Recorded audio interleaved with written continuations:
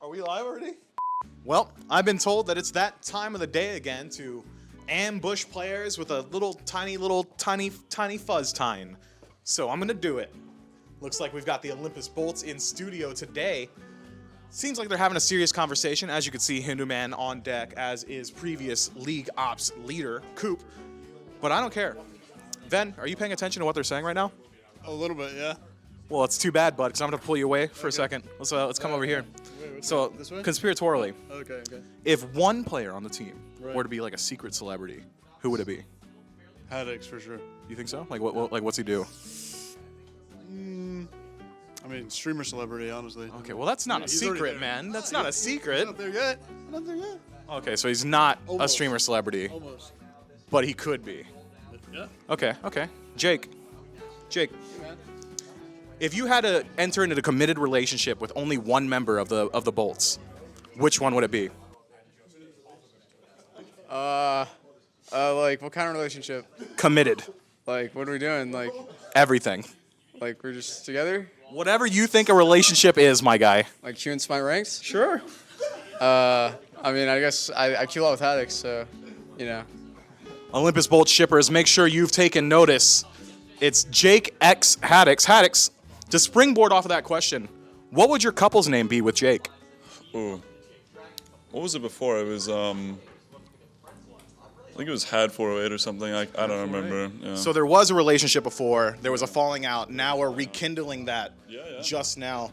Oh, that's good to hear. Lasbra, do you ever feel like you're third wheeling when Haddix and Jake are together? Every day I wake up, I just see them like hanging out in the living room and like they're queuing rank when I'm like, I want to queue rank with you guys, but they're always together. I can't get in touch with them. They're just like always on Discord together. It's like all the time. Wow. Yeah, it's horrible. It is tough. It is tough to be an Olympus Bolts unless you're either Haddix or Jank. Thank you very much for your time, boys. I appreciate it. Shippers, you know what to do. Well, thank you so much, Mifflin, for the Tiny Mike interview with the Bolts, and thank you so much to Prime Gaming for being the sponsor of Season 9 of the SPL. Make sure that you are making the most out of your Prime membership by getting Prime Gaming. You get all kinds of free games alongside the stuff that you were already playing is going to get even more great content, so make sure that you are utilizing your Prime membership for Prime Gaming. And if you don't have a Prime membership, you should probably get on that now because you get 2 free day shipping on all the stuff that you were already buying. Things like, like food, whatever kind of cool things you want to get around your house, some furniture. You can buy just about anything on Amazon these days, so make sure that you get your Prime membership for the free 2-day shipping and link that over to your Twitch account to make sure that you can get the most out of that one, a free Prime membership, or a free Prime sub, I should say, to your favorite streamer and all the other great benefits. Thank you so much to Prime Gaming for being the top sponsor in Season 9 of the SPL. My name is J-Mac, and I've got Charlie joining me on the desk. We are ready to jump into our second set of the day. We'll have the Olympus Bolts and the Solar Scarabs. A first look at these two teams after their unfortunate stumbles during Masters. Can I just say, I'm very sad that no one's queuing ranked with Lasbra after that interview. Yeah, somebody really needs to help Lasbra out. Yeah. He really just wants to queue ranked, and his teammates are not helping him. Anyone will hop in the queues with that. Maybe Anyone you? lucky to queue with Lasbra. Maybe you should queue with Lasbra. I would love to, but you think I'm cool enough to queue with Lasbra? That's what I'm saying. I think you're cool enough to queue with Lasbra, and that's why I've got you on the desk with me, so that way we can break down and talk about Lasbra and the rest of the Bolts and the schedule that's available to you guys. Jade Dragons find a decisive 2-0 victory over the Valkyries for our first set of the day, and then, as I said, we got the Bolts and the Scarabs. It's going to be coming up right now. After that, we'll have 3 SPL sets tomorrow, so make sure that you're tuning in 11 a.m. tomorrow to catch the remainder of our sets. We'll get our first look at the Tartarus Titans since their victory at Masters, as well as we get to revisit the Leviathans, the Kings, and a few of the other teams that have already played throughout this weekend. And talking about these two teams in particular, the Olympus Bolts and the Solar Scarabs, Scarabs getting knocked down in their first chance to kind of pop themselves in the Masters tournament. They fall out to the SCC team with the Eldritch Hounds, and it kind of shows a little bit of a rough patch with them. The Olympus Bolts, however, were able to make their way a little bit further in the tournament, making it to that top 4 spot with the Camelot Kings, the Dragons, and the Titans throughout. But the Olympus Bolts, maybe a little bit due to the sickness of Barracuda, not having everybody at 100% strength, wasn't able to kind of fully find their way. But the Olympus Bolts did show some very strong strides during Masters. I'm not buying it. I think Barra is always sick, and when he's not sick, that's when he's playing worse. Either way, though, I think the Bolts had a great showing during Masters, and I think this meta actually suits them quite well. This sort of this playstyle that we've seen, this rise of Hunters. You know, I've seen Haddix play on stream. He doesn't mind playing the Hunters in solo lane every once in a while, so I think there's a reason that they did quite well in that tournament. tournament. Of course, they did fall just a little bit early to the Jade Dragons, but still, they look solid. And I think, given the time that they were able to sit back and watch some of those games, I think the solid gameplay will be continuing. That they've been working together as a squad, I'm sure, and now that they're all back in the house, just training and getting better, grinding these queues as we saw Jake and Haddix at least queuing together. They've been looking pretty good. Yeah, we've gotten to see, with these teams after having their week and a half off or so once Masters was complete, or maybe for some teams a little bit more time, depending on when they were eliminated throughout there. They've had some time to kind of look at the meta, kind of dissect what's been going on, things that have been able to change out. We've even been seeing, even with the bonus patch coming through and some of the small change-ups, not a whole lot of broad sweeping changes to the meta necessarily by a few of these teams, more so just kind of redefining and kind of fine-tuning what has already been shown to us. Yeah, and that's what's interesting, right? I think yesterday we were sort of confused about what was going to be coming. The Camelot Kings were like, yeah, we think the meta's changed a fair bit, and then we asked, fine, okay, and he was like, I think it's pretty much the same. These teams got to sit back and watch that, and maybe we'll get to see what their best iteration of what the meta has turned into will be. We do have standing by, at least for our pregame interview, one of the members of the Olympus Bolts. We got the mid laner, Venenu, standing by to talk to us a little bit. First off, good to have you in here for your first set now of phase number 2. You guys, made it to the top 4 of Masters, didn't maybe quite have the performance you guys were expecting when you got to that point. Well, what's the team been working on in this downtime to try to get you guys prepared for phase 2? Yeah, we've been playing a lot of ranked, and yeah, helping Barra get better because he's still sick. So. Yep. So do you buy into what Charlie was saying, where if Barracuda is sick, he's playing better, or do you think a healthy Barracuda is better for the team? I think Barra's always playing good. He's just a consistent player, so it doesn't matter if he's sick or not. That's fair out there. Well, we have been seeing definitely better when he's not sick, though. No, I think he also prefers to not be sick to play some of these games, being able to be here and help out and whatnot. So we've been seeing a little bit of change-ups to the meta, not a whole lot. In your opinion, Ven, do you think that there has been a lot of change-ups even with this new bonus patch coming through? I don't think it really changes up too much. I think it adds more flexibility, if anything. But, I mean, probably pretty similar. But we'll see. I mean, some team, it's the beginning of the split, so it might be some spicy stuff coming out. Yeah. Yeah, who knows? Yeah, only week 1. Well, I'll let you get back with the team. That way you guys can get set up. Thanks so much for coming by for the interview. Good luck in your game. Have a good one. Look, I'm going to agree with him. I don't think that Barracuda ever wants to be sick to play one of these games, but I think he's good pointing out that it is a consistent player and a consistent team across the board, and that's something that we've been noticing a lot with the Olympus Bolts as this phase has been going on, even kind of towards the tail end of last phase. The inconsistencies have been kind of polished up here, and the Olympus Bolts have really been able to refine themselves in this first phase. Yeah, and I think Van, smart to not reveal too much in that interview. Right. You know, he's going to say there are some spicy picks. Maybe the meta's looking good, but also, you know, this is our first game. We want to come out swinging and not reveal too much. So be a smart player there. Maybe if we take him after the game, he'll be able to give us a little bit more. But looking at the Scarabs, man, they have a lot to prove. As you mentioned, they did fall to the SEC team in the Masters tournament. Not something you really want to find. It was not even relatively close. I just think the team was a little bit in shambles there, and they got to pick themselves back up. And we know because we've seen them perform at such a high level before. There's one of those teams that can find a lead into just about anyone, no matter who it is right now in the league. You find themselves getting the 3,000-4,000 lead in the early,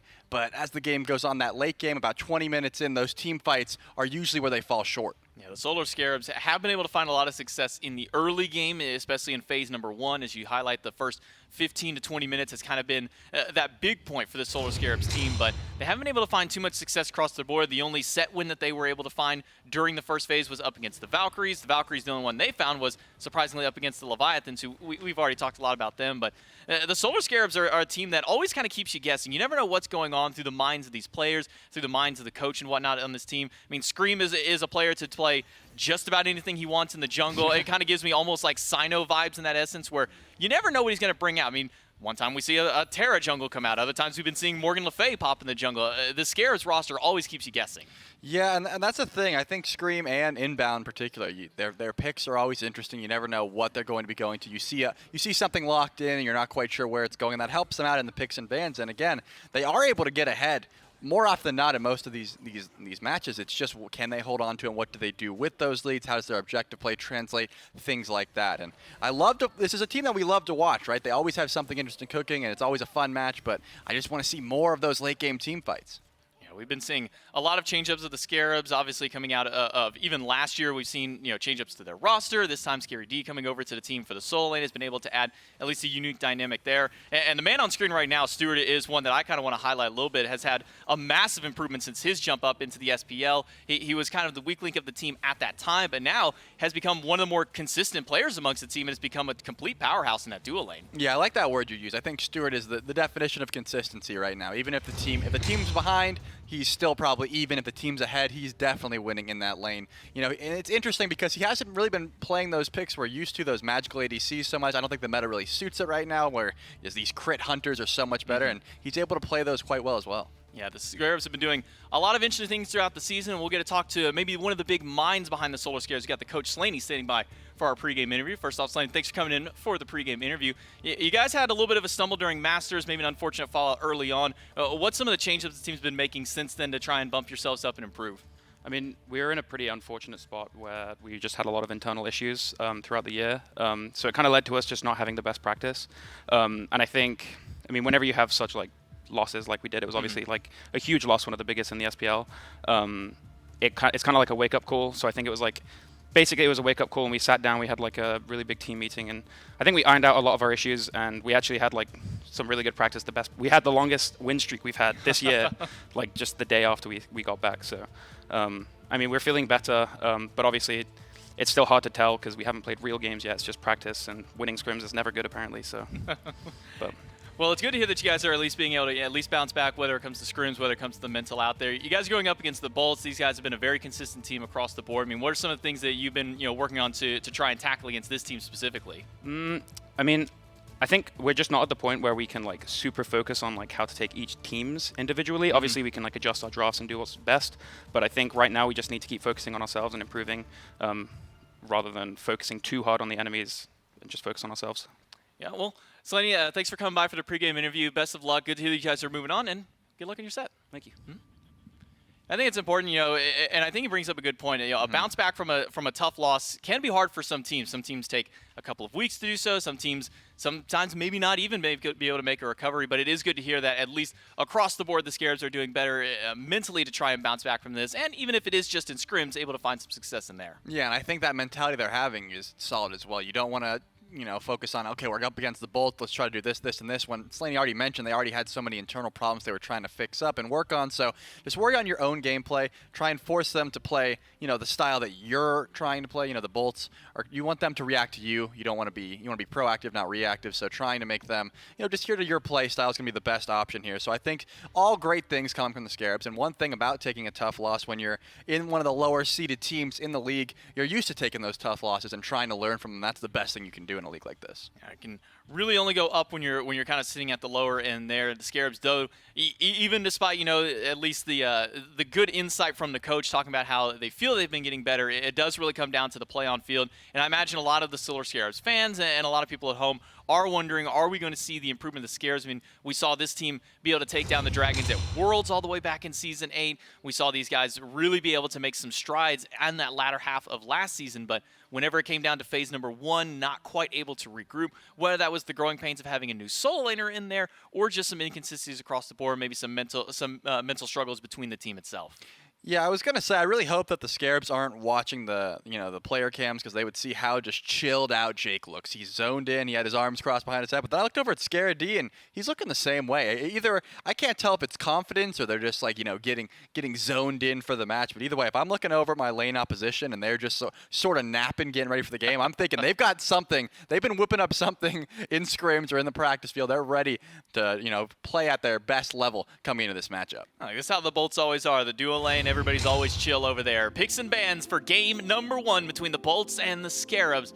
Ready to go right now. We've been seeing a little bit of change up as far as the first priority bans go when it comes down to these teams. Things like Nemesis, Mercury, kind of eyeing their way up from the Masters. Yamoji and Baron have also been ones that have kind of been finding their way into the top here. probably the most surprising, but maybe not surprising against the team specifically, Oleron, the first ban for the Bolts. Yeah, that is going to be an interesting one. I was going to say Nemesis probably wants to be taken away if you are the Scarabs. Giving that to Lasbra, never going to be a good option. I don't really see him as too much of a Mercury player, but I imagine he probably has it in the back pocket, you know, ready to pull it out if need be. It's just so good in the meta right now. Would the Scarabs really take 2 bans against Lasbra? It could be a safe option just because of how strong Nemesis and Mercury are specifically. It does seem the Bolts are putting a lot of priority on keeping Hunters away from the Solar Scarabs. The AMC, a bit of a flex between both Stewart and Baronic in that mid lane. We've even seen AMC go over to the solo lane a few times, but not going to at least see the light of day in this game. It'll be Oleron, AMC, and Jing Wei banned away by the Bolts. Solar Scarabs will kind of go all over the board. Ula are going to be taking it away, as well as the Nemesis and the Yamoja. First option goes to the Bolts, and there's a lot on the table. Baron is still available, Mercury. I mean, there's so many picks that the Bolts have. Yeah, and the Kleena notably is still available as well. Haddix loves to go to this pick to just get ahead in lane, get safe pressure, and just be able to output so much damage late game. There's a lot to think about because, as you mentioned, you know, so many picks are available, and the Bolts are in that first pick slot. If you don't grab the one you want that's going to do the most, there's going to be 2 answers back, and it looks like they'll just go for the safe bet and take the Khepri. Now they can say, hey, there's no way the Solar Scarabs pick up Kleena and Mercury. I mean, they certainly could, but they're going to be very squishy in that regard if that is going to be the option. Notably, the Chernobog also still available if the Bolts want to use some of that global pressure on their side. Now 2 options over to the Solar Scarabs. They do have a lot. I think it's also right to mention the Chernobog, the fact that that god is still up. He has been a top priority pick for so many teams to the fact that he's been banned more often than he's even been able to be picked up in week number 1 of Phase 2. Solar Scarabs taking some time with this one, and they will lock in the Chernobog, so we'll get some of that global presence. Flexibility in 3 different roles now that we have to highlight between solo, mid, and carry. And then Mercury, maybe no surprise seeing him locked in quickly. Yeah, now I have to imagine the Bolts are either going to take Kleena here or they're going to say we have no interest in playing anything other than Hunters in that lane. That's got to be the option, right? Either Haddix is saying, I want the Kleena, I'm going to hard carry, or I was always going to pick a Hunter and there was never a thought about this Kleena. Because given the meta right now, unless you're trying to pick like the King Arthurs, for example, I just can't see anything else being that much more prioritized. But getting Khepri right off the bat is always going to be a safe pick, I think. They were able to leave so much open so that the Chernobog and the Mercury, sure, were obvious picks to be let through, but there's still so much the Bolts can grab in place that's going to work very well. Yeah, Baron, Kleena, you were talking about earlier. So many options the Olympus Bolts can grab, and he said they got the pick of the litter up against the Scarabs. And I'm curious as to some of the theory crafting that comes from the Scarabs. They're a team much like the Dragons, to where you don't fully know exactly what this team is going to go for. You don't know what god is going to go in every single role necessarily. Even with the Chernobog giving some of that flexibility to the Scarabs. The Olympus Bolts with their next 2 picks, they're going to grab Artemis, maybe a little bit surprising to see find her way into the top 3, but Poseidon maybe not so surprising. Yeah, still going to be a flex pick. We've seen Ven pilot it. We've seen Lasbra pilot it. I think more often than not, it's been going in the jungle, just given how the meta's been going. We'll have to see what they are going to be holding on to here. But a Nox pick, this is something that we saw a lot at the beginning of Season 9. One of the highest contesting picks in the league. A very solid matchup into Khepri specifically. Almost always, though, going in that support role. So inbound, going to have to make sure that he's been, you know, pretty crisp with the shadow locks, that sort of thing. You will be getting a lot of pressure in that lane if you are able to hit consistent combos onto that Khepri. And now the Bolts have some time to try and ban some things away. E-set, also going to be annoying. Lots of CC for this team, probably something you don't want to deal with. They have a fair bit of beads burning already with the Mercury and the Nox. Adding one more target to that, probably not what you want. So the Bolts are going to ban that away as the Solar Scarabs just take shots at the solo laner. So it seems to me like the Bolts are putting more pressure on these warriors in the assassin lane, right? I mean, these warriors in the solo lane, rather, instead of these assassins. So it looks like Kleena might just make her way the whole way through and might not even be looked at. Potentially so. Bellona King Arthur banned by the Scarab, so focus on making sure that Haddix is a little bit less comfortable in that solo lane, where the E-set so far the only ban by the Bolt. Still 1 more to go.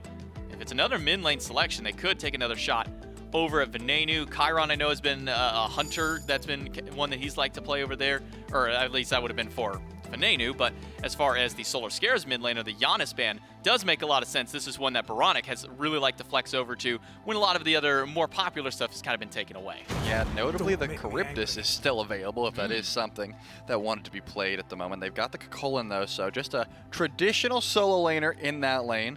And with the Chernobog, I assume that's just going to be going to Stewart. Now that we've seen how this draft has petered out, I don't think that Scary D is going to be piloting that when there is a colon on the map. So we'll have to see what the Bolts want to answer back with. This is what I've been curious about this whole time is, are they holding on to this Poseidon for the jungle, still trying to flex it? Or is Ven going to pilot this and then we'll just get a traditional assassin, something like, I don't know, there's a few different options that you want to try and out-pressure the Mercury with. You don't want to let this Merc just get to late game and start critting your whole team for free. Anything that can really put the brakes on that is what you'd be looking for. Wouldn't be surprised if maybe we saw an Osiris pop its way out here. It's something that both the Bolts and the Solar Scarabs do like play. It's something that Lasbra played a lot of during his previous time in the SPL. Serket still notably available, though not many players are flexing over towards that one. Really, it's kind of just PBM in the support role. We do see Lasbra, that was one of his more popular picks to go to. Even players like Cubo Fred still like that. But Chiron, I kind of was, just hinting at it earlier, just kind of as a, hey, that got something that Venenu likes to play, but it'll be that and the Erlong Shen, the Olympus Bolts. So is this Erlong going to solo lane then? There's a few different options here. I think, because I've seen Haddix's stream and I've seen him play Erlong Shen solo a ton, and he actually, more often than not, just simply wins the lane, and as long as no ganks come through, you just dominate. As long as your auto attacks, you're building in that auto attack style build, you'll have a good time. But it also could be the Erlong Shen in the jungle, Chiron in the solo lane, and then Poseidon in mid. I don't think that's going to be the case. For my money, Lasbra's piloting this Poseidon, and of course, Chiron's going back to Ven. He's played it so much to so much success, and then Haddock is just going to go this Erlong Shen solo build and try to just be an auto attack menace while also just getting pressure up against Scary D on this Kakolin. Now the Solar Scarabs get to find their last pick here. Will this be Baronic's mid pick? I think so, given what we've seen so far. Doesn't scream to me Baronic, but that Chernobog always could just be thrown in the mid lane if you want to try to use that global pressure to your advantage. And it looks like Yu Huang actually going to be hovered here. This is going to be an interesting one. I've seen a lot of different ways to use Yu Huang's ultimate. If you can make the best use out of it, people don't really know how to play up against it because there's so many different ways you can be pushed.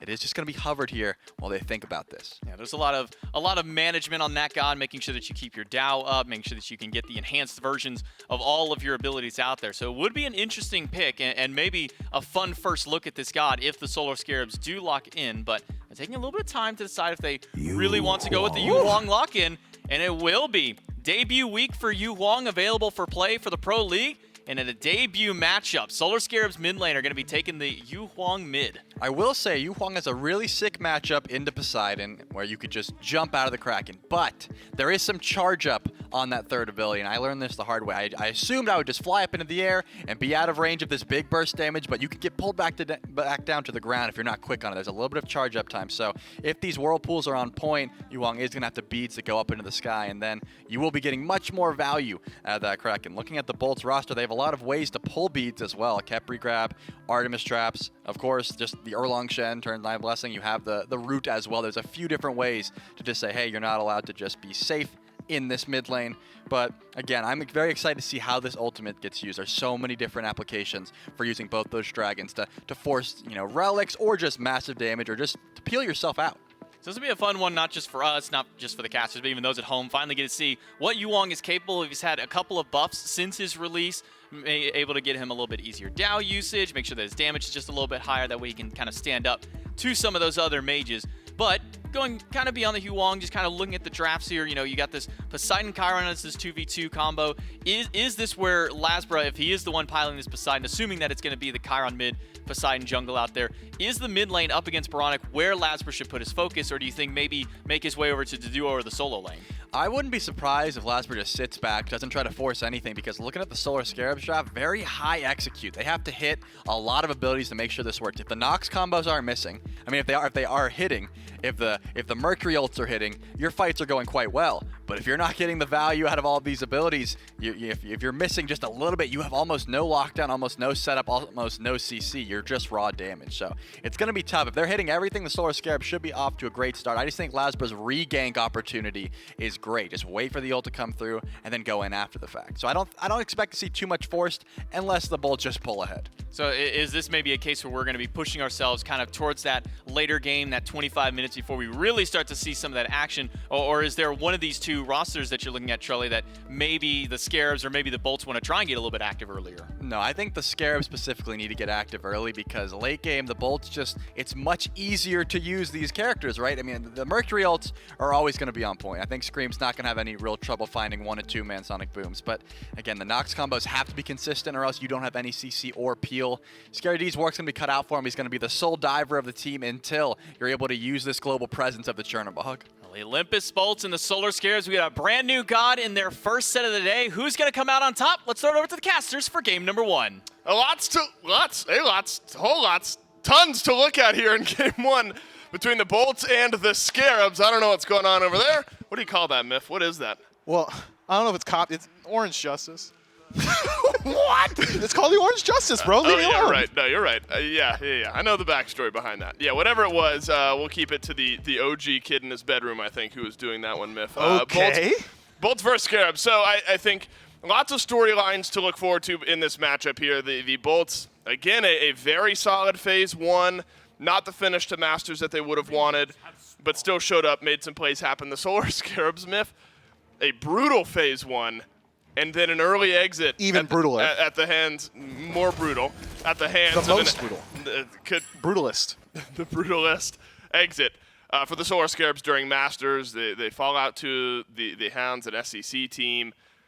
And so the Scarabs, if you're one of their fans or one of these players, you're hoping that they got some homework done over the last couple weeks and have a good showing here in their first game of the phase. And they've brought essentially like a completely different style. I don't closely associate Nox with inbound. Obviously, Yu Huang is an untested element at the pro level of play. So I am curious to see how it plays out, because I know for a fact, from experience, when I lock in Yu Huang, when I'm queuing ranked, I get BM'd. Like, people are mean to me about it, because this god is very, very hard to execute on. And he's got some like niche mechanics. Cultivating Dao is not always the easiest thing to do. Applying his damage consistently is not always the easiest thing to do. But what Yu Huang does bring, Dave, tell me, the strongest part of his kit is that ultimate. I love when I see these instant shot Yu Huang ults where you're just displacing multiple members of the opposition instantly. It feels like that could really be something that shifts up how these team fights start to look for the Bolts. So Baranek bringing something new to mid. Venenu sticking with something that's maybe a bit more standard. Chiron mid has been tried and true over the years, and now in this current meta with multiple hunters remains the same, of course. Inbound rooted in place, takes a hefty chunk of damage before sending some back towards Awesome Jake as well. So now you look at both the jungler Smith as far as making plays. Could be some pressure around mid, but Lasbra on the Poseidon, Scream on the Mercury. Feels like level 5 you're going to see Scream, Sonic Boom really setting up some ganks. Kraken facilitating, of course, but in a much different way. Yeah, I'm expecting Scream to put a lot of his emphasis towards the duo lane, especially if he takes over to level 5 before Barracuda does. This Artemis is a sitting duck for Sonic Boom. That is a great target. You don't really need to path through the jungle. The second Scream takes over to 5, head back to base, probably finish up that Golden Blade, walk down the lane, and try and put some pressure out. Whereas we heard it from the desk earlier, some pretty interesting interactions between Lasbra and some members of the Solar Scarabs. If inbound is on point, he can remove a lot of that damage. And I'm wishing, or he's wishing rather, that he could right now. And Yu Huang has the ability to just fly out of it. Barracuda is just wailing away at the health bars of Stewart and inbound here. You need to be careful. If Jake hits this and there's an opening, Barracuda could walk in for first blood. Whoa. Inbound looks like he'll get out. The safety of the Nox pays off. But that was written on the wall. I mean, Barracuda just got so much free damage the wave prior that one rotation from Jake and then the damage from Barracuda was going to be enough. Shell off of inbound, and now it's an awkward laning phase with only one potion left in the back pocket. Yeah, Jake's going to be able to resustain a fair amount if he so chooses. Still has 2 potions in his back pocket, but instead headed back to our base. I had expected Jake to try and stick around and look for that play just once more. Land the pull on a Stewart, you're probably burning the beads. Land the pull onto inbound, you're probably burning the support fully. So maybe a slight missed opportunity, but at least allows Barracuda to solo farm in that lane for a fair bit. We're starting to approach level 5 for both these junglers. Lasbra, the first to reach it. Scary D might be in some trouble here. Could be. Pin out from Haddix. Lasbra just hovering by the side. Beads for everyone on the Bolt, so there won't be a blink Kraken or a blink taunt or anything like that. He wants that jump so bad. No, he does. He wants Scary D to salmon leap up and over. Blue buff not there, and it looks like Scary D will stay safe this time. No ward coverage, just good game sense from Scary D. So level 5 for both of these junglers. Kraken there. Doom Orb looks like the start for Lasbra. Could open up for some ganks, just as Scream might send one right down Main Street. Sonic Boom catches out onto Barracuda, but Tusky returns some good damage. Stewart, though, drops the hammer. And it's first blood and then second blood to the Solar Scarabs duo lane. That's the classic play, man. The second Mercury's tick over to level 5, especially against these immobile hunters. That is the answer. Uh-oh. But here's the return. Cracking down on Scream Is he for the out? time being. Scream is going to escape. Centaurus, though, over the wall. Venenu strikes back and will gallop out and away. The Olympus Bolts needed it. A 2-kill swing from the Scarabs, at least answered back with 1 for Ven. And should Ven get out alive, Bolts at least happy to pull one back. The double unfortunate is for the Olympus Bolts is that Scream didn't get any of those kills. Sure, he participated and set up both, but none of the kills going to Scream means that his bounty is relatively low. If the Bolts are going to get 1 in return, you'd really love it to be Stewart to equalize that lane a fair bit, but not the case. Kraken not quite on the mark, so they have to dedicate both Centaurus and Kraken to Scream, who nearly makes it out. Had he not walked into a minion wave, that vision would not have been afforded to Ven, and he would have just been firing blind. Fortunately for Ven, wave was there, and the target lines up for him. The Olympus Bolts now on just reestablishing equilibrium duty, just trying to stabilize the ship, rectify a pretty poor laning phase for the duo. But in 9-5, duo lane, not exactly the emphasis anymore. Gold Fury's so strong, it's more so about which one of these soul laners is able to establish pressure and scale well enough to look towards that Pyromancer. Right. I wouldn't be too surprised if we see the Bolt support, Awesome Jake, just rotate out and leave Barracuda on his own to farm up. Let him farm up. Looks like could be Transcendence here for Barra on Artemis. I mean, we are starting to see that on more and more hunters. Of course, you're going to expect it on Ven with the Chiron. All that ability-based damage makes some sense. Stewart has gone Transcendence as well, and it looks like it's maybe what this Artemis is considering here in just a little bit of time. So Barracuda will need some time to go ahead and farm up that item, scale it upwards as Scary D is taunted through, dashes out of the whirlpool, Kraken up, Kraken down, and Sonic Boom in, and then dash out from Scream means a clean answer back and a tied-up set of kills for the Bolts. Yeah, Scary D is going to be susceptible to that every single time. Sovereignty in the first slot on this Kakullan means that Lasbra is essentially doing true damage at this portion of the game. So rotate over, land the Kraken. You've got great boxing potential from this Erlong Shen. Great survivability as well to bait out those scenarios. Scary D just not able to survive that burst. And it's going to be a good long while until he can. Likely going to be Glad Shield in this next slot. Lazar's going to have an easy target in this Kakullan for the next couple of minutes until some magic defense gets purchased. Well, Solar Scarabs maintain their 1.5k gold lead, so that kill back doesn't necessarily shrink up the gold, but does bring the XP a little bit closer to even. Erlong Shen solo, something we had theory crafted with a couple of the changes that had come through recently. Had still seen it in the jungle a pretty decent bit, but with some of the changes absolutely makes it a viable solo laner. And honestly, Myth, this is maybe one of the first Warrior v Warrior matchups that we've gotten in the solo lane this phase, and we're going to see him brawl out now as a couple members of both teams rotate their way over towards right. Lasbra desperately needing that Kraken, but the taunt is fantastic from Haddix to get Scary D disengaged from the front of this fight. Awesome Jake left alone, and the one kill that happens is a dead Khepri on the backside. Yu Huang isolates him with the roots. Awesome Jake forced to use Scarab's Blessing on himself, and anytime a Khepri is forced to do that in the early is not a great feeling for him. Ven loses out on the giddy up, but will make his way out of there. The Solar Scarabs are really upping the pace of this game, playing around that early. Charlie had hypothesized that that's the portion of the game that Solar Scarabs need to play through. Don't allow the Olympus Bolts to group up as 5 and take this composition that's a little bit easier to execute on to the team fight phase. So far, the Scarabs are doing a great job of it. They are. I'd love to see them transition it into some objectives, though. Gold Fury, of course, very difficult. You've got about a minute and a half until Pyromancer spawns up. I'd like to see the Scarabs there on spawn. All right, now this type of moment is exactly what the Scarabs need to prove to us and their fans that they've improved on, right? Because this is not a team that doesn't get early game leads. We have seen plenty of games where the Scarabs pull out to a couple thousand gold ahead. They're on easy street. They're feeling good. The momentum's on their side, and then something happens. Some head-scratching play occurs, and the lead goes by the wayside, and the game kind of spirals out of control. This might be it. This could be it. Not necessarily a play the Scarabs are doing wrong, but are you going to show up as the Bolts have pulled the Gold Fury? Stuart ults in, and the Bolts have dropped the Gold Fury. That would have evened up the gold. But the Scarabs, quick enough on the reply, able to slow down the Bolts and push them back. So what you're really hoping here, Myth, is over the next couple of minutes that the Scarabs don't make a fumble and are able to keep this momentum going. No ultimate from Scream this time. Yeah, you want to see the Scarabs continually being the aggressors. I like that call from the Bolts.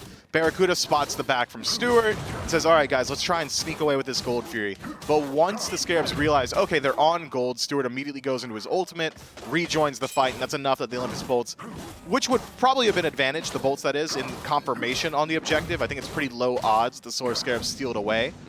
It is pretty high odds the Solar Scarabs take the team fight immediately afterwards. So the Bolts say, all right, we don't need to go for these risky plays just yet. Let's go ahead and reset, get back to neutral, and start farming up and try and close up some of this gold. Well, Myth, I was wrong on a couple things. So it's not Transcendence for Barracuda. Dominance first item overall on the Artemis, so some early penetration built in, as you would get eventually with the Transcendence anyway. But realizing that the basic attacks maybe a bit more worthwhile on the Artemis, and then a Chronos pendant for Awesome Jake on the Khepri.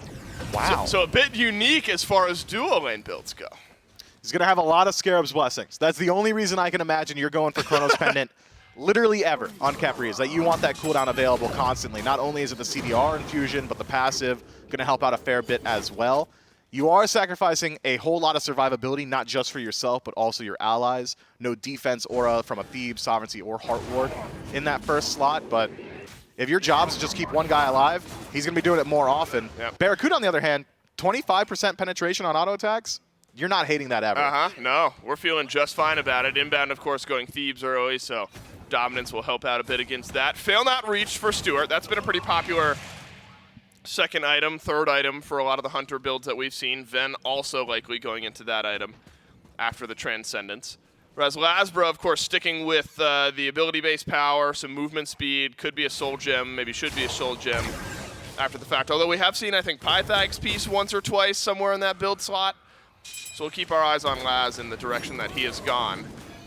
So the game has stabilized out a bit here, and the Bolts a moment ago threatened that Gold Fury myth, and luckily the Scarabs were quick on the reply. But when you've got a Kraken, and the Fury was actually burning, that's something the Bolts maybe could consider early, sneaking away one of these early objectives. It could be, and removing something from the Solar Scarabs to group up on, removing POIs from the map, so valuable to the team that is likely slated for the late game. Constant pressure from the Olympus Bolts. All right, we tried the Gold Fury, it didn't work. Maybe the Pyromancer will. See him Scream's nose. And Pyro low, but not confirmed. A Scream is ulted in. Ven has already sent some damage towards Scream, but again, the objective dropped.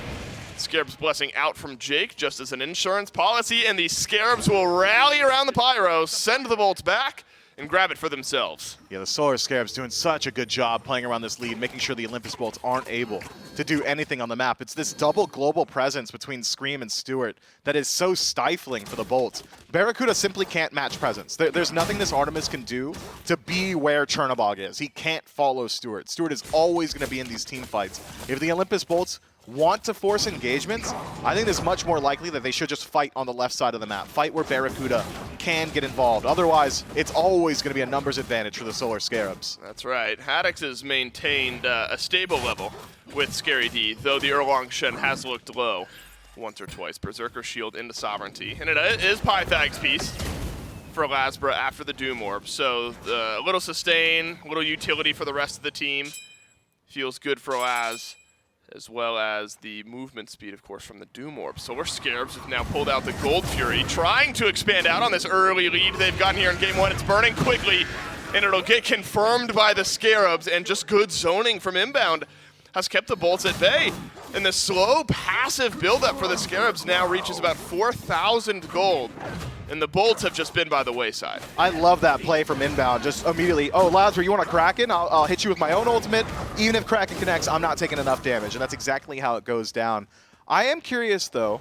Inbound can only stop one person from rotating in. Shadowlock is always single target.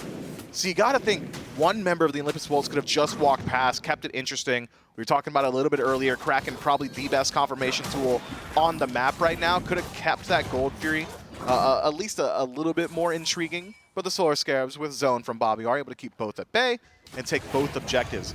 This generally has been the point of the game where the Solar Scarabs struggle. They've removed both neutral objectives from the map. How are you going to push your lead now? You can't go to the Fire Giant. We're only 14 minutes in. Do you want to group up as 5, push a tier 1? Is it ganks? Where are you going to put this aggression? How are you going to play with this lead? Scary D taunted through, but that's opened the door to Scream ulting in. Beads out as well, but Stewart is rotated in. Haddock surely falls. Then there's just way too much on the right side of the map. All 5 members of the Solar Scarabs make their way right. And a drop ship from the Scarabs just caught Haddox a bit out of sorts there. Good damage out from Ven, though. Baronic will disengage. Scream sends his way back towards mid, but looks like everyone for the Bolts outside of Haddox will be safe. A little misclick from Stewart there will cost him his Aegis. Hopefully for Stewart, nobody from the Bolts noticed as they had inbound on their eyes, who's forced to use his own ultimate for CC immunity. The Olympus Bolts just on extend the game duty. Just like earlier when the Solar Scarabs got that great start for themselves, it is still for the Olympus Bolts. Let's slow down this game. Let's get to the point where we can group up as 5. Let's wait till Barracuda is allowed to walk out. And Barracuda's build is starting to come together at that. Atalanta's in the second slot, a little bit of lifesteal, a little bit of crit as well.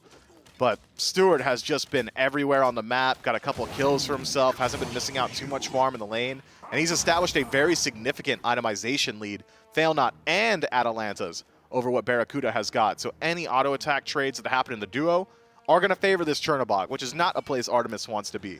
Generally, Tusky's the, hey, I've got it, so I win button. Right. Not the case if you're whole item down. No, hasn't been the case for Barracuda. Feeling a bit behind here. Do you know if Shadow Step works with Chernobog ult? Is that what just happened a second ago? Is that what just happened a second ago? I was like, how did Inbound get over here? I think Inbound Shadow stepped into Stewart, who then Chernobog ulted to the right side of the map. And then suddenly Inbound is over there as well.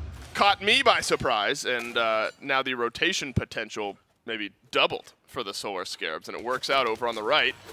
Maybe continued presence throughout this game, opens up split push opportunities, things like that. Something to keep your eyes on as the game moves into the mid to late stages. Ven has been able to at least farm up pretty safely. Haven't seen Baronic build up many of the stacks, if any, on the Charon's coin. Transcendence fully there for Ven.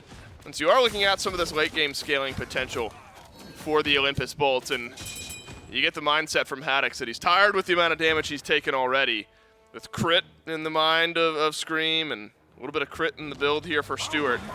An early Spectral Armor will help Haddox stay alive. And with the crit nerfs that came in the 9.5 bonus patch and the Spectral buffs we've seen, Haddox is going to be very tanky in some of these fights. Scream and Stewart together going to struggle to keep Haddox off of him.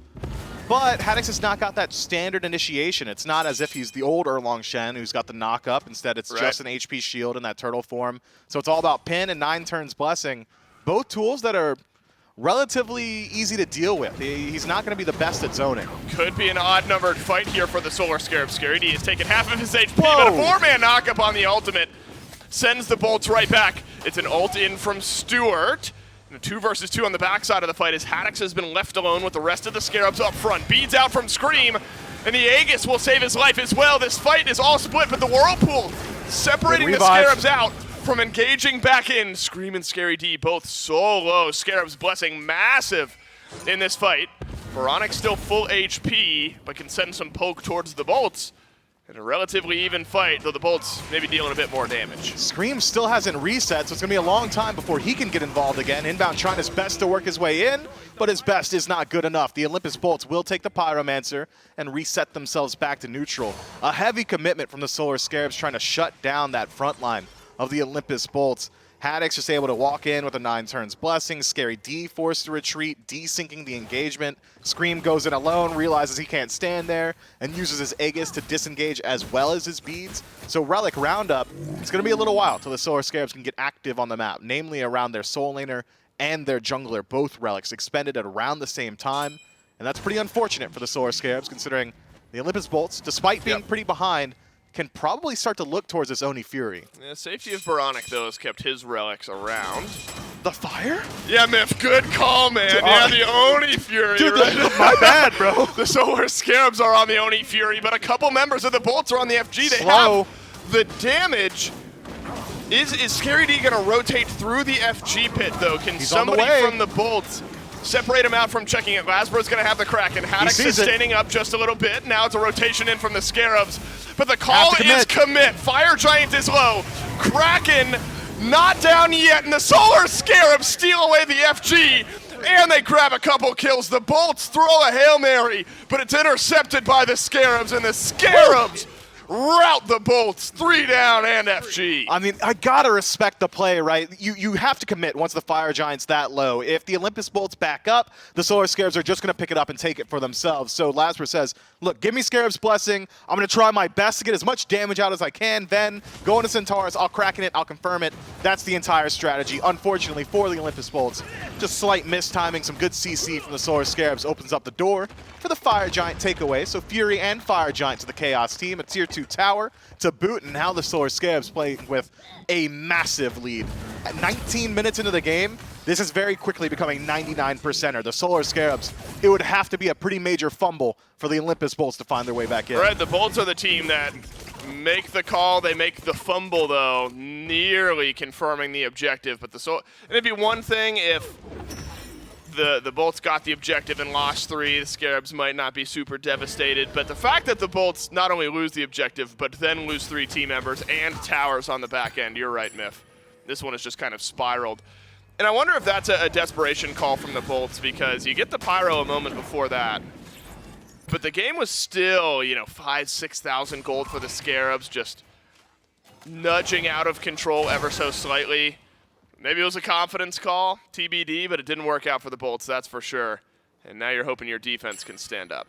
I think the call probably works if Lazarus goes for a more standard build, right? Like, Pythags is not a massive infusion of power. You don't really have much penetration either. You're going into Soul Reaver next. If Lazarus going like a ring build, Fire Giant's dead. If Lazarus going like standard like Rada Tahuti in second slot, Fire Giant's dead. But because he's gone for the sustained style, he's allowed to tank Fire Giant a little bit longer, but confirmation not quite as high as it could be. DPS not as high either. And the Olympus Bolts are not really in a position to rotate in and help out with that situation. The Solar Scarabs had plenty of time to work their way across the map and plenty of time to start this siege. What a speedy game this could be. We are Phoenix sieging at 21 minutes with a full FG for the Solar Scarabs. Trebuchet will arrive. It will, remember, reach damage on the Phoenix without being in Phoenix range. So the Bolts are going to have to deal with it at some point, as the Phoenix is going to start to get whittled away by the Trebuchet. This is an awkward spot for the Bolts. I don't know how they step forward into this. There's the looming threat of a Sonic Boom, as you can hear the claps. Good trap. And Haddox gets jumped on here, and a Sonic Boom flies back, but what happened to the health bar of Ven? It's locked in place, and a Scarab's Blessing saves his life. Cracking down, delays the fight, but Barracuda through his Aegis will get taken down as Baronic and Scream have both added kills. We are 22 minutes in, and the Olympus Bolts have lost 3 yet again. The left side Phoenix just now crumbles, and on to the Titan go the Scarabs. It was a costly mistake from the Olympus Bolts, but this is not quick. There's still some health on the Titan. Ven has got good damage. Awesome Jake has found one. It's an abduct onto the other, but now that Ven is dead, the damage is gone. Stewart being wailed away on by the Titan. Can the Titan, in fact, get it done? It's Awesome Jake all alone. The Trebuchet is dealing some damage in here as well. It is a slow burn on the objective. Barracuda still 15 seconds away. Masbra, 10 out. He will not have Kraken upon respawn, but the Titan doesn't have enough damage. He can't do it all on his own. This is ridiculous, and the Scarabs will take game 1. Take a breath, bud. I saw the veins in your neck bulging as that fight went on, where the Titan did not have very many opportunities. The Solar Scarabs took away all the opportunities from the Olympus Bolts. That was a very fast-paced game. I thought that game was not allowed in SMITE anymore, a relic of a bygone age. I thought games like that died with 9-5, but the Solar Scarabs showed you can play it pretty quick if you try. Yeah, I'm still like that game was always going to end right, but just took 30 seconds longer than I'm used to it ending. To be fair, Barracuda was like 1 second away from respawning. Could have been interesting. Some intrigue. A little bit of intrigue in there. And I don't want to like give it to you suddenly, because then the game ends. And I'm going to be talking about nonsense if you gave it to me. Yeah, right. No chance. You make that call, right? No way. But the call that changes this game around is the Fire Giant pull from the Bolts, and it just doesn't work out. The Scarabs steal it away, get some kills, snowball this game out of control, and in 22 minutes, The Scarabs will take game 1, looking for a 2-0. Can they do it? Find out after this.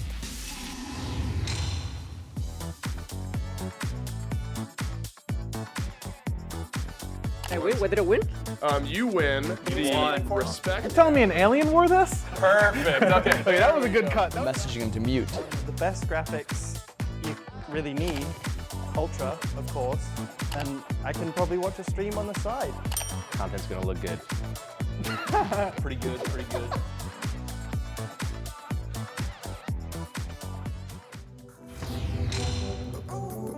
She give me reverse, she be on her knees. Do it so good, I be curling my feet. Best thing about her is all of the greed. She don't be stopping, she get what she needs. Top of my honey, better be cautious. Look at her funny, we're gonna brawl. Do it 100, I'm bringing the chalk. And for my next number, I'm getting applause. I can get mine, you can get yours. Baby, gon' smile when I take care of the problem. I'll be just fine. How about y'all? Baby, gon' smile, and to me that is all. There ain't no world that can be solved with a massage, babe. So what you calling for job, way all day, yeah. Cuddle her close, know how it goes, keeping it suave. Dealing with champagne all night.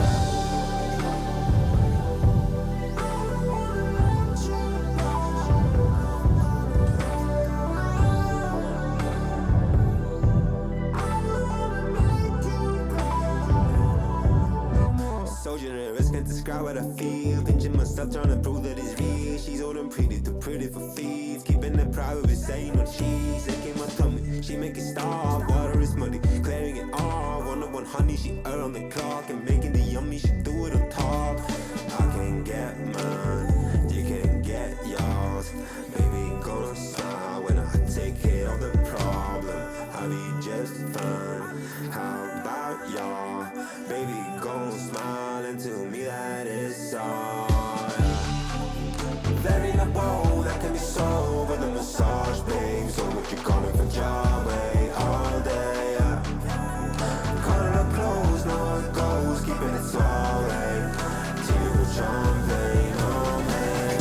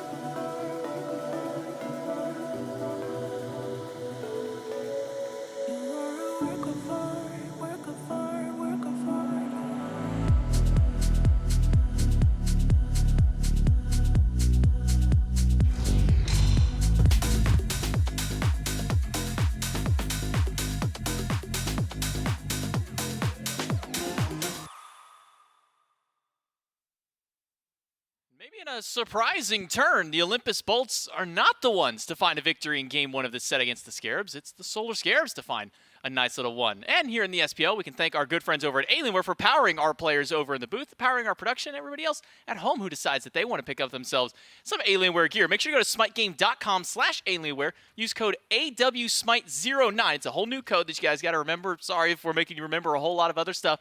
But make sure to go over to that link. Use that code to see all the cool promotional stuff that Alienware has to offer for you at home. You get to see what the players are powered by here in our studio. Those Aurora Ryzen 910 desktops that they're all using there. Our production's using them. We got them all over the studio out here and all over the homes of the pros and for even you at home. Thank you so much to Alienware for powering Season 9 of the SPL one more time here in this time around. I completely forgot where I was going to go with the remainder of that one, though. It's J-Mac and Trelly coming in for game number 2 now. Game 1 over. Solar Scarabs looked very Solar Scarabsy. They got a nice early lead in the game. They're able to find some early pressure, even despite maybe not to the most pressure-heavy kind of composition. But this time around, they're able to pull this one out. They find themselves a pretty convincing win over the Bolts. Yeah, I think the way you described it is pretty solid, right? It started off as most Scarabs games do, where they were finding some solid leads, finding some picks here and there, and usually that's not going to be an issue. Usually around the 20-minute mark, you'd see a Fire Giant fight. It goes the way of the Bolts, and that'd be it. But the Bolts got a little bit reckless and decided to try and sneak an FG while the Scarabs were on gold. It looked pretty solid, and then once Scarady sniffed it out and walked over, I assumed that would be the end of it, but Lasbra decides to commit. I think Haddix called it off, and Lasbra's like, I'm dead anyways. I might as well try to 50-50 this one. And after the fact, it was just everyone was able to get cleaned up there. Everybody on the Scarabs was able to tie things up as the end of the game came through. Scream, obviously, on a late-game hyper carry like a Mercury is going to be able to find big damage at the end. Baronic, well, we kind of talked a little bit about maybe some of the weaknesses of Yuwong. His early game, not very strong, not able to put out nearly as much damage. Once this late game comes through, if you're able to utilize those Dragon Ultimates, as we saw at the beginning of that highlight, and just the raw damage output that this mage can do once the late game comes around, Baronic and the rest of the Scarabs able to rally around and find game 1. Yeah, unfortunate though. The 5-0 Stewart did end up dying for that Titan end call.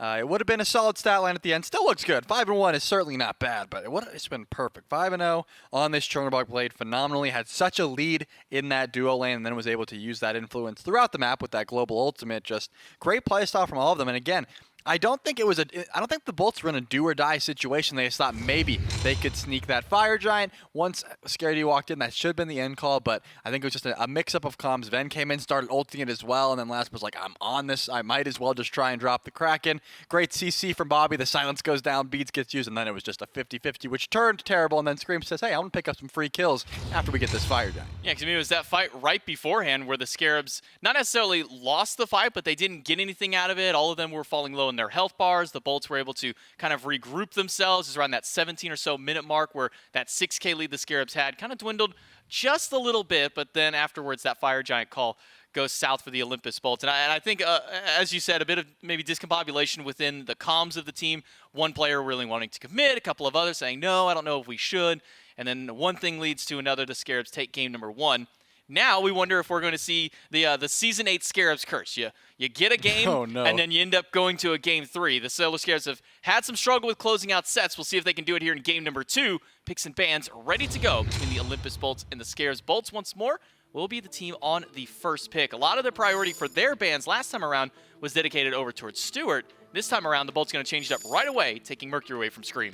Yeah, I still think the Bolts look so solid whenever Lasper is on a commanding jungle. Obviously, the Nemesis is something they would love to get, but that's usually not going to be the case. Mercury got through last time, but they weren't really focused on first picking that. I never really see the value out of this Poseidon pick, more often than not in the jungle, so we're going to see what the Bolts do to try and switch this one up. I do think, though, if that Fire Giant call doesn't go that way, they still had a decent avenue to try and fight back into the game. The Scarabs drafted a very high execute composition where you have to make sure everything's hitting, and they did execute on it, and they were hitting a ton, and that's why they had that lead. Still going into the late game, it's going to be an interesting bout here because the Bolts, they ended up picking on this Chernobog right away. They took that away from Stewart, and now Will they throw that to the solo lane and let Haddix pilot it, or just let Barra pilot that in the duo lane? We'll have to see as the draft peters out. Could even go over to Ven in the mid lane. We've seen a lot of flexibility with that god in particular, though more often towards the duo or the solo lane. More often than not, Solar Scarabs will pick up a Cucullin very early in the draft, and I wouldn't really say that Cucullin is top of the chart right now for the Warriors to grab in solo lane. I mean, yes, Scary D had a great performance on it that game, was top of the damage charts, if I'm not mistaken, for his team, pretty high on the damage mitigated as well. And the Khepri stolen away from the Bolts, this time going over to inbound, but I'm kind of scratching my head at a Cucullin first pick. I haven't seen Cucullin first pick since like E-United Benji days when he got the Cucullin days skin. of the terror. Yeah, because he was just, the solo lane player. He was just, owning everyone with this character. And Glad Shield did get a buff. We've mentioned that King Arthur, one of the premier users of the Glad Shield, Cucullin right there as well, has plenty of abilities to proc it, and Scardy is just trying to get as aggressive as he can in this lane. Up against the King Arthur, though, we're going to have a tried and true just solo lane warrior, just smackdown, if you will, and that's what I like to see in the solo lane, so I'm happy to see the Cucullin and the King Arthur reprising their roles, but Nox not going to be going the way of inbound this time. The Bolt's going to take that one away, and it's going to Jake. There's almost never any other opportunity for anyone else. Whenever I see Nox, doesn't even matter what teams are there. You could just say, hey, these are two random teams, and I'm going to say, that's Jake. That's Jake's Nox. But inbound also likes it. Taking that away, going to be pretty solid. And it's definitely one of Jake's premier picks, especially in this phase. If I'm not mistaken, he's only lost one of the 9 or 10 games that he's had on that god so far. So the villain of the league, as we've deemed him, for keeping the Nox alive. Maybe we can kind of coin that towards Rongyu, who brought the Nox in at the end of last season, but Jake has definitely been keeping this pick alive in that support role, has been doing very well with it. Poseidon going to be the last pick for the Solar Scarabs as we jump into the banning phase, and immediately the Solar Scarabs going to start targeting out some jungler. Daji, the first one taken out. Yeah, I do like the Poseidon pick for the Scarabs, though, because King Arthur does not appreciate the cripple. He has so many movement abilities, but none of them you can use when you're inside of a whirlpool. None of them can be used once you're abducted. There's a lot of lockdown that the Scarabs have drafted for that King Arthur specifically. Gilgamesh is also going to be taken away here, so Lasper's not going to be able to play that Poseidon. He's not going to be able to play that Nemesis, as we mentioned, or the Mercury, so he's going to have to dive deep into the God pool here once Daji and Gilgamesh are also taken away. Few different things come to mind. We've seen a little bit of the Fenrir coming back into Resurgence with the Golden Blade. He uses it quite well, but only people like Layers are piloting that right now. But given the fact that they just won Masters, you'd think maybe trying to take some influence there. Artemis is just going to be taken away by the Scarabs. They don't want to give Barracuda that pick, even though didn't find too much success. Still late game. So much carry potential on this Artemis. And one final pick for the Scarabs, and we're not sure if this Poseidon is going to be going over into the jungle for Scream, or is this Poseidon is going to be going towards Baronic. So keeping a little bit of ambiguity towards the tail end of the draft for the Scarabs. Now back to the Olympus Bolts. This Chernobog with the King Arthur locked in. We can at least safely say King Arthur's going solo. So now let's see if this Chernobog is going to be going over to Barracuda, or if this one's going to be going into the mid lane for the side of Venenu. The Barabog, I think, is the appropriate name if that one goes. Isn't that the coin name? I don't even know I think anymore. It was Chernacuda or Barabog, and I think it was unanimous that it was Barabog. I much prefer Chernacuda, if I'm honest. Barabog just sounds like a disease. I don't know. I don't even. Yeah, like I got a bad case of Barabog. Got a bad case of the Barabog. Well, we'll see if the Bolts do pick that one over for their Hunter. 2 more picks up for the Olympus Bolts. Jungle, at least we know it's still up in the mine, potentially mid or ADC, wherever this Chernobog goes.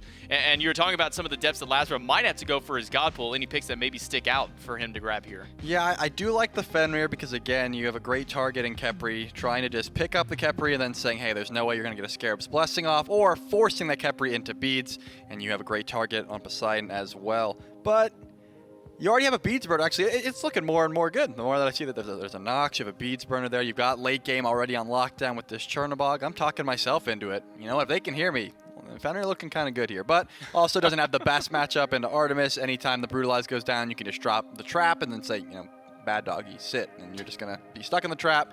Can't really get too much DPS off in that regard, but wouldn't it be interesting if Ven has just been practicing this Nox day in and day out for this moment, thinking, hey, we picked our support, but just kidding. We're actually going to pick the E-set here. Both of these mages can flex to both roles, but because it's Jake and because it's Nox, thinking that E-set's definitely going to mid, and Lasper's just going to talk about that Osiris we've been talking about since game 1. Yeah, Laspera over with the Osiris, the E-set, most likely slanted for Venenu in that mid lane. We haven't seen Nox mid in quite some time. It's been more often going over towards that support role. We have seen E-set jungle, but as we talk about with the Osiris here. So now it goes over to the Solar Scarabs. One more pick to see where this Poseidon specifically is going to land. Is this one going to Baronic in mid lane? Is this one going over to Scream in the jungle with this last pick that should give us a little bit more light on the Solar Scarabs draft? And with this Ola being hovered, it's something that for sure Stuart loves to play, but with the Artemis, we've only seen Artemis go to the mid lane, I should say, a couple of times, and both of those, from my memory serves, was onto Dardes. Yeah, if I see the Oleron, I would expect it to go to the duo lane, and Artemis does have decent clear.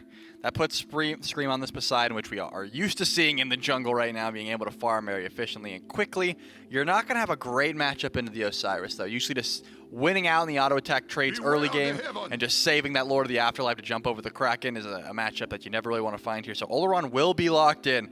I'm interested to see if this will just be Baronic piloting the Oleron and saying, Stuart, you have fun with the Artemis. But because it's Oleron, because it's Stuart, man, I just want to see Artemis mid. Just go ahead, Baronic, build the Cowl, the Transcendence. Your clear will be fine. And just let Stuart get some lane pressure over there with this Oleron. Either way, though, I think this draft is going to go quite well. The later this game goes, you have a lot of just shutdown for the Bolts trying to get aggressive. Anytime Sanctified Field gets dropped or Tusky gets dropped, usually the Bolts have to stop and just recollect their thoughts and say, okay, let's not fight into that. Let's wait for this to, peter out, and then maybe we can try to find an engage of our own. Yeah, I mean, whenever we were getting to the end of Season 8, it definitely was the magical hunters that Stuart showed a lot of favoritism towards, between things like the Soul, the Freya, the Oleron. Those were all definitely heavy hitters for him. As we've been kind of moving into at least the Masters and then this phase of the SPL, the Oleron is more often going towards that mid lane. So we'll have to see if the Solar Scarabs give us a little bit of a mix-up through the Artemis mid, through the Oleron duo, or will be the flip out there. At least the Poseidon locking itself in towards the jungle makes a little bit more sense. So for the Solar Scarabs, the name of the game for them in game number 1 was making sure to find that early pressure, get that early lead. If you're the Scarabs, if you're the jungler, Scream on this Poseidon, where are you trying to establish some of that pressure against the Bolts? I mean, it's got to be on the King Arthur. I think Haddix is 100% forced into beats here, because if you're getting CC'd into a Kraken, you're going to have such a hard time trying to survive in this lane. Usually you want to go into that sovereignty, and as Mifflin touched on last game, in the reverse matchup, that you're putting yourself susceptible to so much of this magical damage if you are going this hard physical defense in that lane. That's the benefit of going a magical jungler. You can usually find some free kills, and King Arthur doesn't have much movement unless that fully charged, upgraded ultimate is charged up. You're not going to be escaping these Kraken, so probably forced into a beat or just playing very far back in that lane is what I imagine to see from Haddix. But looking at the Bolts draft, they have so many beads burners with just one big Spirit Ball from Ven or just a silence into Jake's combo. Jake's combo into Ven, it doesn't really matter which way you use these CC, they just have so much of it. So they have a great target as well. Anytime Capri's going to try and frontline inbound's going to be eating a full brunt of the CC here, probably forced into beads himself as well. So I imagine the Bolts, the name of the game is just going to get some beads down and then pick our targets well. So the Olympus Bolts, is this a team that's trying to maybe focus a little bit more towards their early game, or are the Olympus Bolts with a composition like this maybe trying to scale themselves a little bit further towards the late game, Trelly? Yeah, I don't think they hate the late game, but up against double ADC and Oleron, it's not going to be your best friend, right? Poseidon's only going to get better once that Bombus Hammer comes through, and Oleron just wants to drop the Sanctified Field and then just hard carry for his squad. Same thing as Artemis, right? Just drop Tusky and just start auto-attacking away. So I imagine the Bolt are going to try to get aggressive early. Even though the Scarabs found some early pressure last game, I imagine the Bolts have to get active early, get those beads down, and then force those picks. We'll see if the Olympus Bolts can claw this one back and take us to a game 3, or are the Solar Scarabs going to sweep this one out? Let's throw it right into game number 2 to see what all breaks down. Scarabs able to convincingly capitalize on a mistake from the Bolts in game 1 and pivot themselves into a great position to close things out. And now they move in, the Scarabs do, to game 2 with an opportunity to close out the set and start off their phase in 2-0 fashion. A big pivot, though, Mifflin, heading into game 2 for the Olympus Bolts as far as composition goes. Then, on the E set, awesome Jake on the Nox. So much lockdown between those two mages that have been picked in support for lockdown purposes. Now I'll be teaming up here, hoping to take down the Scarabs. And I'm looking at Ven's build. He's foregone a starter item, going straight into the book, likely Book of Thoth in that first slot. It's going to scale pretty quickly and allow you to move in towards these objectives, which is always the name of the game for an E-set. I don't care what role you're playing, support, jungle, or mid. Circle Protection is always the, hey, when Gold Fury's up, we should be there. When Pyromancer's up, we should be there, because it's that strong of a confirmation and team fight tool when you're able to establish defensive positioning.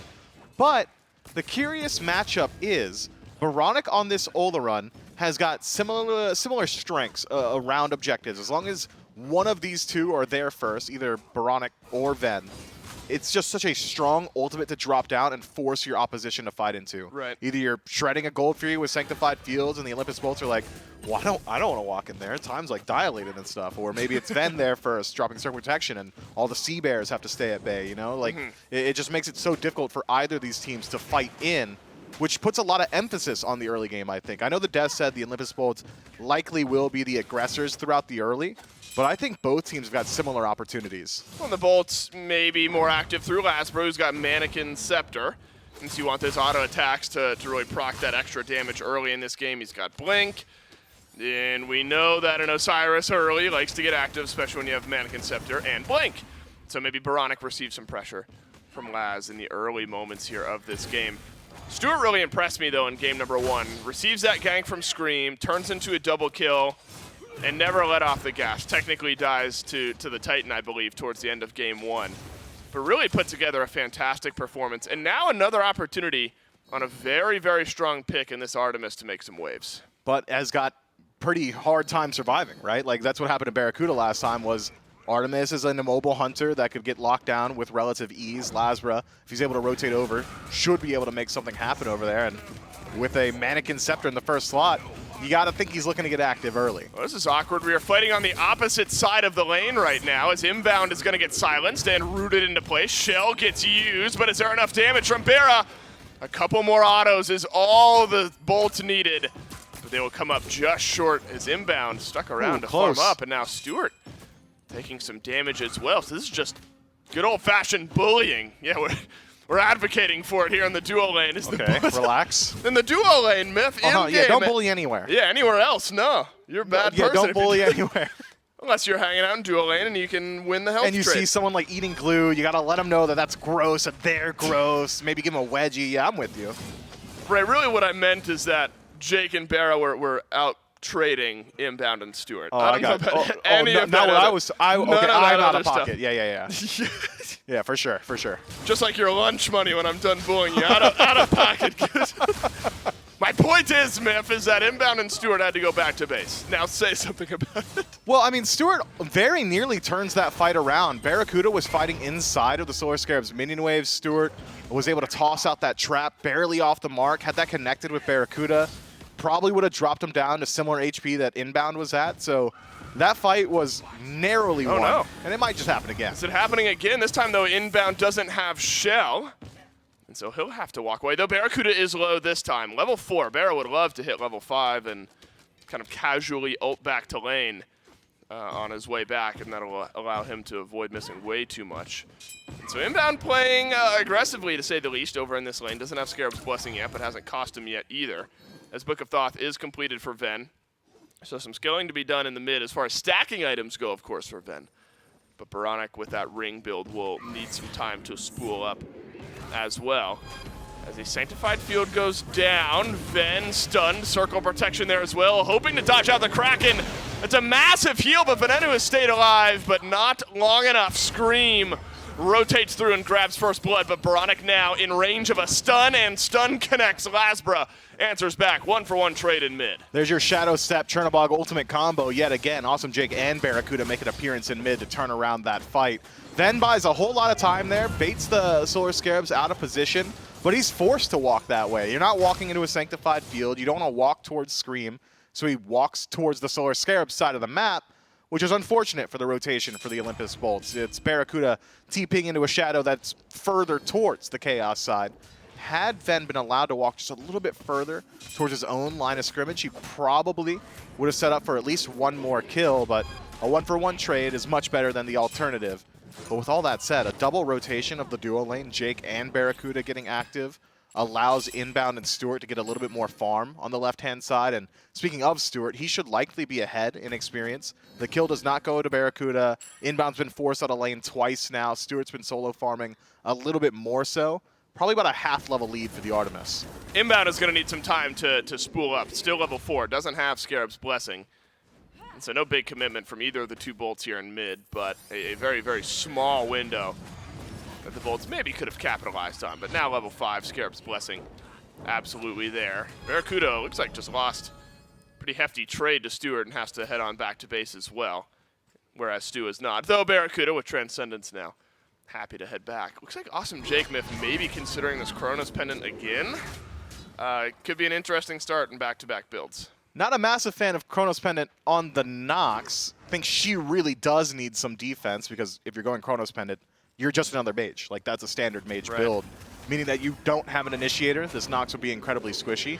But take a peek at the level disparity in these junglers. Scream's already ticked over to level 8. Lazra just now getting to level 7. You'd expect the inverse to be true. The Golden Blade jungler generally will be clearing the map a little bit quicker, has additional movement speed built into the itemization. Maybe not as much as Scream is getting thanks to that tidal meter, but as far as jungle clear is concerned, this Osiris should be outpacing pretty handily, but instead it's this Poseidon that's been getting active on the map, rotating around, controlling the farm, getting the majority of the neutral farm in mid as well. If you've been paying attention to those mid camps, Scream's been on top of them and continues to do so. I want to see Lazra leverage this early game advantage. She still should have the fight potential, just thanks to having Mannequin's Golden Blade. Right. Get active. Get involved on the map. There are two immobile targets on the Solar Scarabs that are incredibly easy for an Osiris to close gap on. Baronic and Stewart. And even to a certain extent, if you're able to catch inbound in the jungle, this Khepri doesn't have the greatest answers. Right, you're just, at that point, Scarab's Blessing just delays out maybe death at some point. Lazra, haven't seen him use the blink just yet. Hasn't needed it. Been able to walk in, Lord of the Afterlife in, and get some stuff done. What is going to happen here in mid, though? Kraken down, takes away half of Lazra's HP, and a Lord of the Afterlife disengages from the Sanctified Field. And so Baronic drapes that one over the left side of mid, but a couple ultimates answer back from the bolts, and everyone stays on the map. Heavy commitment from the Solar Scarab. Surprised to see both Sanctified Field and Kraken used on this Osiris. Sure, it's jungle Osiris, so he's not as tanky as you might expect, but still stacking up that passive means he's getting a good deal of mitigation just thanks to his kit. Having Lord of the Afterlife means even though you're in a cripple, even though your time's been dilated, CC immune ultimate's going to get you out of those situations every single time. Lazra doesn't even take a whole lot of damage. Blue buff confirmed by the bolts, but at what cost? Lazra sends out the tethers, but an ultimate from Haddix will be the ultimate disengage as Gold Fury stands. This time, though, remember, the Kraken was a potential X factor for the bolts in Game 1 as far as pulling early objectives, and what they were hoping would have confirmed a Fire Giant at about 18 minutes into that game. Now that's there for the Solar Scarabs, and they've got some good damage shred as this game goes on as well. So that's something the bolts are going to have to be aware of, be a little bit more active on the map as far as ward coverage goes. But a nice slight gold lead, that being said, for the Olympus bolts. Only 600 or 700 or so, but when the Solar Scarabs had first blood, just some neutral farm going towards the bolts here makes the difference. Well, the bolts still have an X factor around these objectives, and it's circle protection. So right. Ven could be getting active. I think it's similar opportunities like we were talking about earlier. Right. Both the Solar Scarabs and the bolts have got potential to just blow up an objective. Gold Fury, generally around that 13, 14-minute mark is when we start to see them nowadays in 9-5. Pyromancer is generally a great option the second it spawns, so 10 minutes in should be a POI for both of these teams. I think it's going to be dictated for the Solar Scarabs wherever Scream is standing. If he's nearby, an objective is on the cards. If he isn't, well, it isn't. And the same could be said of Ven. If Ven's not around a Gold Fury or a Pyromancer, I wouldn't be too surprised if the bolts just walk past him. The Trebuchet out for the bolts, who had finished their obelisk just a moment ago, sends some damage towards the mid lane tier 1, down to about half HP, which normally wouldn't be much to write home about, but in a game with as little action as we've gotten, a tower taking half of its health and damage is about as headline-y as it gets here so far, 9.5 minutes in. Though, could be a collapse in towards mid here as inbound is rooted and then stunned and then takes some damage. Doesn't have the disengage for himself anymore, but no big commit from the Olympus bolts. Barracuda's actually pulled a slight lead over Stewart on the left side of the map as well, just the one level, and a different build for Stewart this game than what we saw last game. Barracuda sticking with Transcendence. Stewart on the flip side going towards the Icavale build, which of course has seen some popularity this week. Icavale just means you want to box. That's the entirety of the statement of purchasing that item in the first slot. And I think it's a pretty decent answer to Chernobog. In Game 1, it was Stewart piloting the Chernobog, and he was just getting involved everywhere on the map. Now, if we see Barracuda try and do this similar play style of, hey, I'm just going to ult to whatever's happening anywhere else, if Stewart's nearby, he might be able to drop Barracuda down to about half HP pretty quickly. Now that some lifesteal's been finished up for Barra, Atalanta's gets a little bit more crit. Those trades are a little bit more interesting. any crits from Barracuda should be able to just remove any boxing potential from Stewart, who's gone for more of a tank shred / lifesteal style build. Scream takes the ultimate from Awesome Jake. Pyromancer's low. Rotation in from the Bolts as well, and the Bolts take the Pyro. But now it's Scarabs disengaging through the Sanctified Field, but the Bolts want more. A surge forward from 4 out of 5 members of the Olympus Bolts and make it all 5, though a Kraken separates the fight on the right side. Means no more damage to be done, though the Tier 1 tower now potentially under siege. The Scarabs stick around, stand strong underneath the objective. Ven was just tanking up this Tier 1. Remember, they hurt now. And it looks like the Bolts won't be able to finish that off, but they do grab the Pyro. Taking away that objective is massive for the Olympus Bolts. Now they can fully dedicate their time to the Gold Fury side of the map, where Barracuda has been thriving. He's already got his lead. You can have Ven start to rotate over, utilize that circle protection. Doesn't seem like Ven wants to get involved anytime soon, though. It's Book of Thoth immediately into Warlock Staff. He is stacking. Yeah. And in the truest sense of the word, it's going to be a little while until he finds the full value of those items. That's Whereas maybe the most like wizardy build there is, like a book into a staff, right? Yeah. Are there any hats? I guess you can buy like a helmet, but there's no like standard pointy hat. You're right, like a mage hat. No, I don't think so. Next item though, to make a full-on mage build. Nice stun from the Spirit Ball, but doesn't grab any sort of kill pressure necessarily. A lot of that though onto Scary D here on the right side of the map.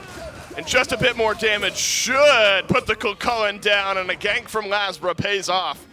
And a little bit of action strikes the right side. Haddock snags a kill. Inbound finds out that Ven hits very hard with this build as well. Spirit Ball connects yet again. The Solar Scarabs feel like they just lost the thread a little bit, right? Like they haven't been grouped up nearly as hard. One misplay around the Pyromancer cost them pretty massively, and now the Olympus Bolts, who are already trying to leverage some of that early game pressure, according to the desk, have done so. 2,000 gold now in the lead, and not much to push that lead on towards. Once this Tier 1 tower in mid goes down, that's going to open up a lot of the game, or Scream could go down too. Scream taking a lot of damage. Aegis used, Aegis down, and so is Scream. Kraken, a death cry from the Poseidon, but Baronic has sent damage towards Lasbra and evened up the score. Inbound still has Scarabs. Blessing won't use it, dies with it in his back pocket, and the Bolts are rolling in mid. A 3-man knockup from Scary D keeps things interesting. Watch out for Stewart, who's connecting with all of his auto attacks, but so are the Olympus Bolts, and Haddock's on a killing spree. Sends one more down. Scary D, the last alive for the Scarabs. And looks like he'll remain alive unless Haddock has something else in mind, and he does. Ultimate from the King Arthur connects, and I'll take a near D aside for the Bolts as a couple respawns roll through. The difference between these hunters is one's built crit. Stewart lands 2 auto attacks on a Barracuda, and it does, what, 300 damage? Barracuda landed 1 on Stewart, and it did 200, and then it did 200 again because he crit twice. Stu cannot line up in those 1v1s. But Stu will have the opportunity to shred down the front line of the Olympus Bolts, and he does exactly that once he gets there. But like a stray crit also killed Tusky, so Barracuda goes up massive for the Olympus Bolts. Tier 1 tower will fall, as do the entirety of the Solar Scarabs in trade for 2 of the Olympus Bolts. And take a peek at the cooldowns of these ultimates. Ven's ult's coming up very shortly, already grouped up around the Gold Fury. I think the writing's on the wall. What's it say, Miff? It says Gold Fury. Yeah, I can't read. Gold Fury for the Olympus Bolts might be over the horizon. And indeed it is. It's a pull by the Olympus Bolts. This is the type of moment. The Scarabs now down a pretty hefty amount of gold in this game, 3,000 or so. You might need to make a play to avoid this one getting out of control. A couple more crits ring out from Barracuda, and that's put inbound low. This time the Scarab's Blessing gets used, but no Resurrect will be reached. Lasbra around the backside has reached inbound. Kraken separates out the rest of this fight as Haddox has taken big damage from Scary D, who at least is able to pull back 1, but in the meantime, Stewart has died off as well. I will take 1 stun, says Lasbra, but a pushback from Scream keeps the Poseidon on the map. Steps into a trap. No. No, he's okay. He's okay. He's just fine. Nearly falls down. The Olympus Bolts have lost their opportunity, I think, to look at the Gold Fury proper. Circle Protection used to finish off a kill onto inbound, so no longer confirmation over to the Bolts, and Lasbra, a little unhealthy, can't stick around. Same could be said of Baronic, though, as he lines up against Jake, but it's just Jake. Baronic felt some threat, though. Used the Aegis. Maybe sensing that if someone else from the Bolts was close by, might have resulted in a kill. Then remember, Spirit Ball, Wing Gust will connect a lot of damage onto Baronic. But looks like Baronic will be just fine for the time being. Scream continues an interesting game of builds. Dumore into Staff of Mirrodin on the Poseidon. And then Ven picks up a Polynomicon as his next item. So some unique magical items, Myth, now rounding out about the halfway point in a couple of these builds. I'm so glad you waited till those items were finished to say what they were. If you had asked me like at tier 2 what they would have been, I'm calling like Book of the Dead and literally anything besides Mirrodin. Yeah, right. That's pretty wild. And nowadays, Mirrodin's an interesting item that it gives you uncapped CDR. It's no longer hey, I pressed my button, now I get to press 2 buttons in a row. There's it's your instead, hat item. Uncapped. It's a cap. Wow, that's super cool. We're really stretching, Myth. All right, go ahead. So yeah, uncapped CDR means that essentially you've got about 70% CDR just instilled into you the second you drop that ultimate, which is curious with Poseidon, because like, what are you spamming like Whirlpool immediately afterward? You're not getting a whole lot of value from the Trident. So I'm curious to see how that looks in the team fight proper. Whereas on the other end, Ven's build is pretty simple. That's like the OG E set back in like the ISIS days, right? Like it's just stun into auto attack, and that's 1,000 damage every single time. Right. Well, stun into auto attack. Then Inbound has lost most of his HP. Scarabs blessing up. And actually, it's a Gold Fury confirmed by the Solar Scarabs. Can they disengage? Yikes. In fact, they might do you one better. As Scary D rotates through and knocks down Ven. Haddock spinning to win off to the right side of this fight. Lasber reinitiates. Big silence out on the Solar Scarabs. Lasber jumps through, looking for the tethers. Grabs a stun and is able to get a couple kills as Barracuda, but Baronic answers back. This fight is messy. A Scream will have to use the beads and separate out to the right. And meanwhile, Scary D looks like has disengage on the mind. Man, what a great fight for Haddox in particular. Rotates into the center of the engagement and baits all of the Solar Scarabs into a narrow corridor. And he's still going, by the way. Connects the poke on a Scary D. Stun's good, but nobody nearby to finish it off. Lasbra fully dedicates himself to the initiation. That was an all-in play from the Osiris. Didn't quite have enough damage to finish it off himself. Luckily, Barracuda was right behind him, and 2 kills going over to your ADC. Now 4-0-6, by the way.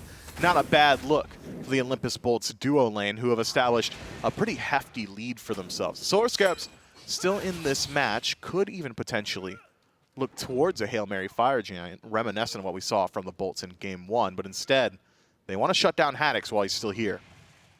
Haddox looks like he'll just have to let his blue buff drop down. That was a big Gold Fury secure from the Solar Scarabs, Myth. Remember, cresting 4,000 or 5,000 gold for the Olympus Bolts, but that gold lead cut down just a little bit, as Lasbra will take a slight pause here. And we will send our Maxonomic chairs back by the wayside. And Myth, this is a... You don't have to tell them. What? We're always standing. Oh, no. What do you, yeah, no, I mean, we were standing on the Maxonomic chairs. They're just so sturdy that we can stand on them while we're casting. We just sent them back. Mine was a little out of whack, but it's okay. We're back here while Lasbra... And that won't happen to you guys. What? The chairs won't be out of whack. Oh, mine was out of whack because I didn't rotate it properly. It was bad for the camera shot. There's so many degrees of rotation. But they look good from every angle. Right, but not necessarily for broadcast purposes. So you got to have them facing forward. Of course. I don't even know where we are. The Olympus Bolts are taking a deep breath here, Myth. A decent gold lead had built up for them. But I do like the Scarabs that we're seeing at the start of Phase 2 here, where Game 1 not only doesn't slip away from them, but they put themselves in a position to capitalize on a mistake from the Bolts, and they close out Game 1. And now here in Game 2, though at a bit of a deficit, have not let this game get out of control. And for those of you who don't know exactly where the deficit is, it's about 3,000, which I would argue this late in the game, it's mitigatable. You're not too concerned about 3,000 gold. It's more so about map state, who's getting to the objectives first, who's able to set up that defensive positioning. Is it going to be the guys with Sanctified Field, or is it going to be the guys who've got Circle Protection? Either way, I'm not jealous of the people that have to fight into that, which is why I thought maybe we would see the Solar Scarabs go ahead and pull out the Fire Giant, but opportunity not there just yet, as we are jumping back into the game. A return back to neutral. It's going to be a little while till both Pyromancer and Gold Fury are back up. Generally, we'll see a team group up and push like a Tier 1 mid tower in scenarios like this. Well, the Olympus Bolts have already done that. So if they want to get aggressive, the Bolts that is, and leverage this lead, I'm curious to see where they put that pressure. Is it going to be in the side lane? If it is, which side lane are you going to? If you head over to the solo, you've got the opportunity, if you find a pick, to move in towards Fire Giant. Yep. If you go over to the duo lane, you have to concern yourselves with the Solar Scarabs just walking to Fire Giant themselves. I wonder at what point do we start to see Spectral Armors picked up here for the Solar Scarabs. Shortly. Barracuda is 406, has a couple crit items already. We'll get another one shortly here soon as well. Likely going to be a Deathbringer, which will just amplify how bad they've been hurting. And so if I'm Scary D, maybe even inbound at some point, mainly Scary D, I'm thinking that Spectral Armor might need to be over the horizon here shortly to keep Barracuda just at bay a little bit longer. You'd love to have it going into this next fight, but pretty hefty item to capitalize on, seemingly out of nowhere. But I like the way the Bolts are playing here, Myth, warding up, starting to set up for the next big objective. This would be the first objective, I think, where we see Ven drop Circle Protection actually to confirm the objective. For the most part, Ven's been using that in the team fight proper. But as we get to the Fire Giant, those are not coin tosses you're willing to take ever. Fire Giant can completely change the face of the game regardless of gold and experience as it stands. Az could have picked on the Haddix, but no commitment here. Scream just tossing out a little bit of poke and sees one tick of the Whirlpool and says that's not enough damage and walks away. Well, Scream grabs Chronos Pendant as well, so the CDR conversation, especially with the Mirrodin passive. He's going to be spamming. I know, spamming something. I don't know what it is yet, but spamming something. I don't know how long the Kraken cooldown is, but you get Kraken back a little bit quicker or something like that. I don't know. Yeah, for sure. Well, That's of course, CDR right, does. with blanket CDR, of course, but I don't know, man. You're breaking my brain. I told you I can't read, right? And, You did. Doug thought briefly about hovering Chronos Pendant there, and he's like, oh, Dave can't read, so I won't. Well, it's smart. Otherwise, you would have been the one going, although that's technically your job, I suppose. Olympus Bolts hover us into the 21-minute mark with about a 4,000 gold lead, and to pull the FG on the backside of this fight. Circle of Protection for Ven. Keep your eyes on that, as well as the Kraken for Scream. They get used in the fight. Awesome Jake might need some help here. Down to half HP. Kraken down. Batoa Sanctified Field. Scream and Baronic have used maybe two of the most important ultimates in the game and come up empty-handed. Yeah, Jake resets, goes back to Fire Giant. The Olympus Bolts force the fight immediately. That's got to be the strat. There's some intrigue in that Scream's ultimate's already coming back up. All that CDR is starting to add up very quickly. A quarter of the way there. Well, yeah, but that's Baronic's what CDR ultimate, does. it's going to be a little while for Sanctified Field. So the Olympus Bolts have got a significant advantage. Every single ultimate still available. Only one relic expended, and it's Haddix's beads. Right. Haddix does not care about his beads. Executioner added for Lasbra as well. Remember, there's a Trebuchet pushing down the left side of the map. That'll get some gold for the Solar Scarabs, but a Pyromancer now for the Bolts extends out their gold lead a little bit further. Fire Giant pulled yet again. Still no Kraken. Definitely still no Sanctified Field for Baronic. You will not have that for this fight in all likelihood. It has been sitting about a quarter of the way back for a hot minute. As Awesome Jake walks forward, sends his ultimate towards Baronic, now dealing less damage, has to back away from the front of the fight. Scary D gets a big knock-up, and the Kraken is great from Scream, right off cooldown. And the Scarabs have found their first pick, and it's on to Awesome Jake.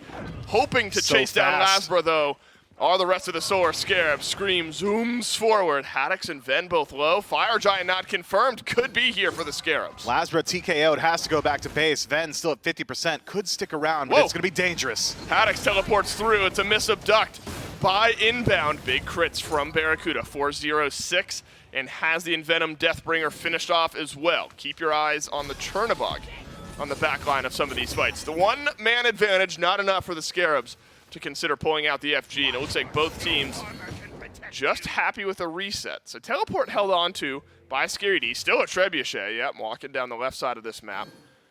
Something the Bolts could consider walking towards. That thing owns. They got Barracuda, who has this global pressure. Stewart and Veronica are gonna combine for this Oni Fury.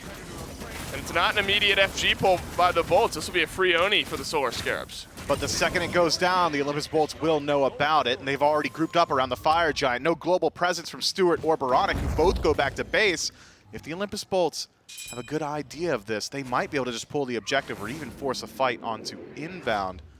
But that opportunity seems to have been lost. Ben's going to join his team now. It's time to pull. That left side of the map is really going to be under some pressure. Trebuchet plus Oni minions here shortly. The Olympus Bolts need to make quick work of this Fire Giant, which they are. Circle protection down. In go the Scarabs, but will not steal it away. Instead, Kraken used as an initiation on the front. Bolts get the FG, and they get a kill onto Haddix. Scary D taken low on the front of this fight. Scream hoping to chase down Lazbra, but the health bars just do not match the level of aggression. Up in the air goes Barracuda, and down he crashes back. Right down to earth. So the Volts get themselves the Fire Giant, but lose Haddix in the meantime. A trade that the Bolts are happy to take. Yeah, Fire Giant for one is always going to be valuable. Maybe the Solar Scarabs, if they're lucky, will have that Oni minion wave take out that left tier 2 tower. A little bit more gold into their coffers. Could go a long way from here. What's a tight-knit battle. Excuse me? What's a coffer? Man, you really blew up my spot, man. It's like a chest, I think? That's society for the last, like, 3 years. Bunch of coffers. What? Like... Oh my God! Shut up, dude! Oh my God! Gore said coffer yesterday, and I genuinely didn't know what it was. It's like a chest, I think. Okay. Wow. Production, you're here. Let us know. All of our games always devolve into. We were talking about tuffets last time. Yeah, etymology is like half our fun. Yeah, I'll try to keep us on track. This has been entirely my fault. I'll take all of the Hindu man yelling after this one. Don't you worry. Thank you. I can't deal with any more. This one's been my fault for sure. But the Olympus Boltsmith, they do grab themselves Fire Giant. Haddix now back in respawn, but the gold lead hasn't necessarily ballooned. Just 2,000. As the Solar Scarab still very much in this matchup. And remember, some of the scaling that we are hoping to see from them now starting to hit its stride as well. A couple rings, Typhon's Fang there for Baronic. Stewart getting further into his Tank Shred build as well. And the Kraken, with some of the build of Scream, should be dealing some good damage, but Scarabs choose not to put up a defense around this tier 2 tower. Scream picks up a little bit more CDR now with Bumba's Hammer finished up. Spear of Desolation as well. Every item giving him some form of CDR except for that Doom Orb, so he is certainly at his cap and starting to look towards some penetration. So these Krakens that have been flowing freely will now start dealing a little bit more damage with Spear of Desolation finished up. And if he finishes off any of these kills, it might just get another Kraken immediately. Inbound. CDR he has. Gets stunned. And there is a soft defense here from the Solar Scarabs underneath the tier 2 tower. Some good damage out from Baronic. Only slows down the bolts, but does not completely stop them. One tower left on the map, and it's a low health tier 2 on right. Minute and 20 seconds left with FG buff.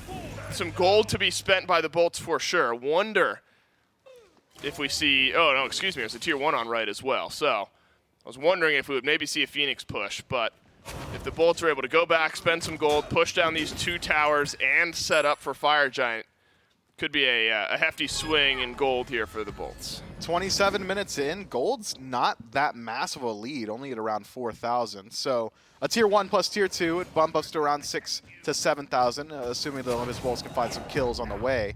And they just might, because inbound is alone. Uh-oh, Barracuda ults in. That is one dead Scarab. Doesn't even bother with the Scarab's blessing. Scary D, Salmon leaps away, gets a 4-man knockup, and yeah, it looks great. Doesn't matter though, Barracuda's got a double kill. And there's still 30 seconds left on the FG. Bolts could have an easier time sieging up this Phoenix here on right. Haddix has to go back to base because he's worried about the split push from Scream. Scream has already gone towards mid, though. So if Haddix wants to, he can just TP back in and rejoin his squad. Right side Phoenix falls down with no real fight back from the Solar Scarabs. But where will the Olympus Bolts go from here? Is it a mid Phoenix, or is it for the end? No TP from Haddix tells me it's the Fire Giant. The buff wears off now, and we'll wasn't an option. In about a minute. What was that? You said Phoenix or end. Man, let me get in my flow. All right, go ahead. Let me I have shattered your flow at every. No, it's gone now. You talk. You just need to steamroll me in a team fight now to make up just for it. Just take some one. All right, I got you. But not even when I drop it. You just need to start just take it from me. I'm gonna wait for the end call, and I'm gonna take your end call. Miff, I give you that blessing. If you find a good opening for it. Oh, it's not even. It's gonna be ugly. You ruined this cast. I hope you know. That is harsh. If I knew what words were, I'd be very offended by what but I don't. The Solar Scarab's now in an awkward position, though. All right, so you've lost your right side, Phoenix. You're down now a much heftier margin of gold than you were just a few moments ago, 7,000, as opposed to the 2,000 that Fire Giant buff started off with. I wonder if this is the type of moment, though, Miff, where the Scarabs may be realizing that, like, if we lose this next FG, which could be right at 30 minutes, If the objective gets delayed out, are they just gonna? What? Excuse me? I don't even. Baffled. He's just got to have his abilities on instant cast, and my man had the fattest finger moment of his life. But that is. And Stewart used his ult? Did they think someone was TPing to it? Was somebody TPing to a ward that wore out? Haddix's teleport is down. I totally missed that. If that's what happened. Well, no, Haddix TP'd to a ward closer to the rest of the bolts, right? He didn't TP into the middle of the fire giant. I am baffled. Can we get an instant replay or something? Like, what happened, Here's bro? what happened. Baronic said, guys, I have this really great ultimate. Have you guys, let me tell you about Olorun's 4, and then he presses 4 as he says it. You know how, like, if you're talking to someone while you're texting or writing? And you're writing it down, you write down what you're saying out loud. I think that's what just happened. And Stewart got, like, collateraled. Now, in reality, I don't know if the Bolts actually knew that that just happened. But if we fight right here and the Bolts win this fight, because there's no Sanctified Field and no Tusky, that is wildly unfortunate. The Scarabs are having to slow play this heavily. Only halfway back is the Sanctified Field. Tusky is back, so that fumble not all that impactful. I wonder, maybe the Bolts don't know. I mean, if you know that Sanctified Field is down, you're maybe forcing it. And they're going to be wondering where it is because inbound taken low. Baronic backpedaling back, 3/4 of the way back is that Sanctified Field. It looks like should be able to get that ultimate back, though. Do lose some positional pressure on the front line of this fight. Man, the Solar Scarabs just can't figure out how they want to initiate these fights. It can't be inbound. Every time he steps up, he loses out on the majority of his HP we're back. instantly. The Olympus Bolts pull out the Fire Giant, enhanced now. The Solar Scarabs have to defend. All right, everyone's got their ults, but the Scarabs have lost like half of their health bars. In the meantime, the Fire Giant is dropped. A Scream is initiated on. Inbound will throw a root over the wall, but won't connect. Woo! As a big backpedal out from the Solar Scarabs, and then a return to the enhanced Fire Giant for the Olympus Bolts. Remember, this guy, pretty beefy and strong nowadays. It's not all that simple for the Bolts, but the Scarabs just no chance to get in range here. It'll be an enhanced FG confirmed by the Bolts.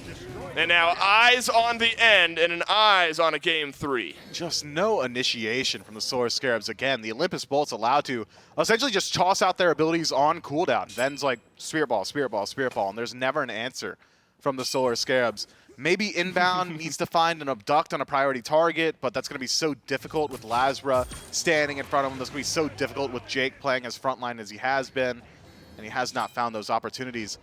And Scary D with a blink, or not with a lack of blink rather, can't be the initiator. Generally, Kakoan will act as a secondary starter for these fights, like a blink ultimate, 4-man knockup, something along those lines.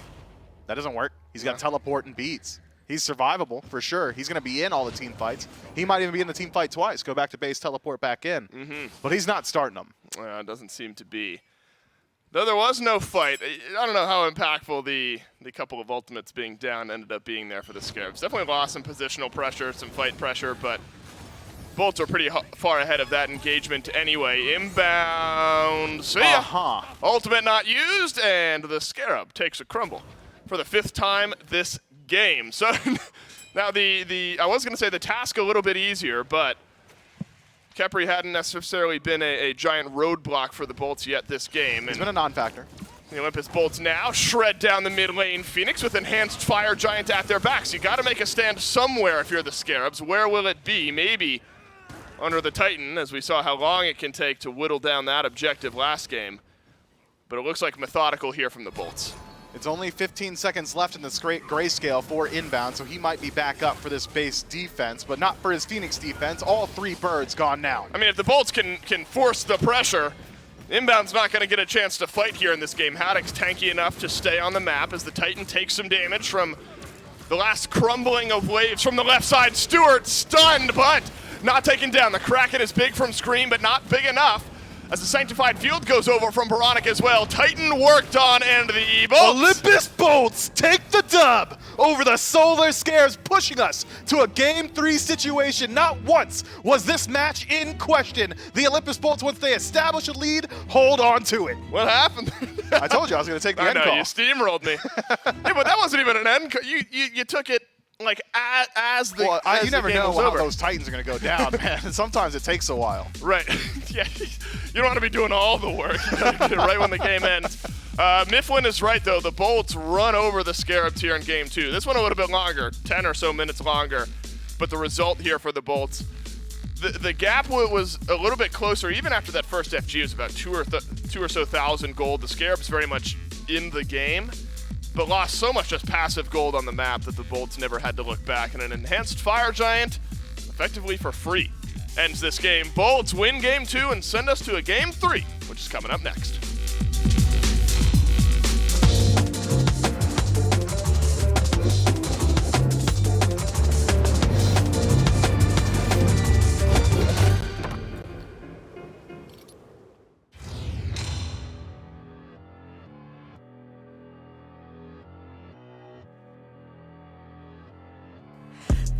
You're feeling wavy, way too early to be hazy. Start a 10 job cause you're crazy.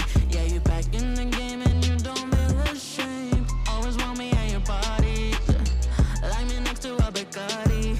Cause you know I'm spinning faster than a Harley. Yeah, you're still in the game but you don't feel ashamed. You just close your eyes when you wish to be free. You look up to the sky and call on me. Let me put color in your sky, take away the gray. Turn the roof to a floor on a Saturday. Up your doll and tonight you do what I say. I'm just a getaway, I'm just your getaway. I'll make you warm if it's chilly and I probably make you say things you wouldn't do normally. I'm like a 9 to 5 job, but you work for me. I'm your getaway, cause you can get away.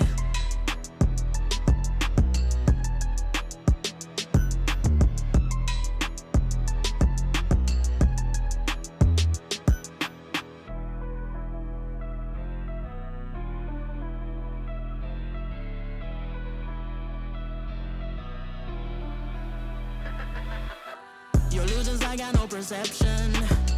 What is real, what's your projection? I make you dizzy in your head, got no protection. You're lost in the game, can't remember your name. Calling on the horn and no sheep will come to play. You can get no sleep, stay awake to numb the pain. Make you save your problems for another day. I'm your getaway, but you can get away. You just close your eyes when you wish to be free. You look up to the sky and call on me. Let me put color in your sky, take away the gray. Turn the roof to a floor on a Saturday. Up your doll and tonight you do what I say.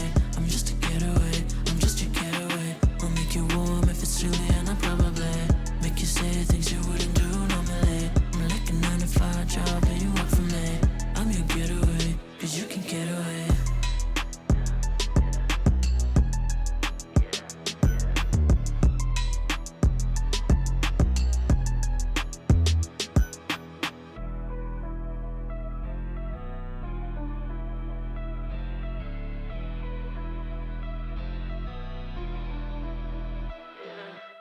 Let me put color in your sky, take away the gray.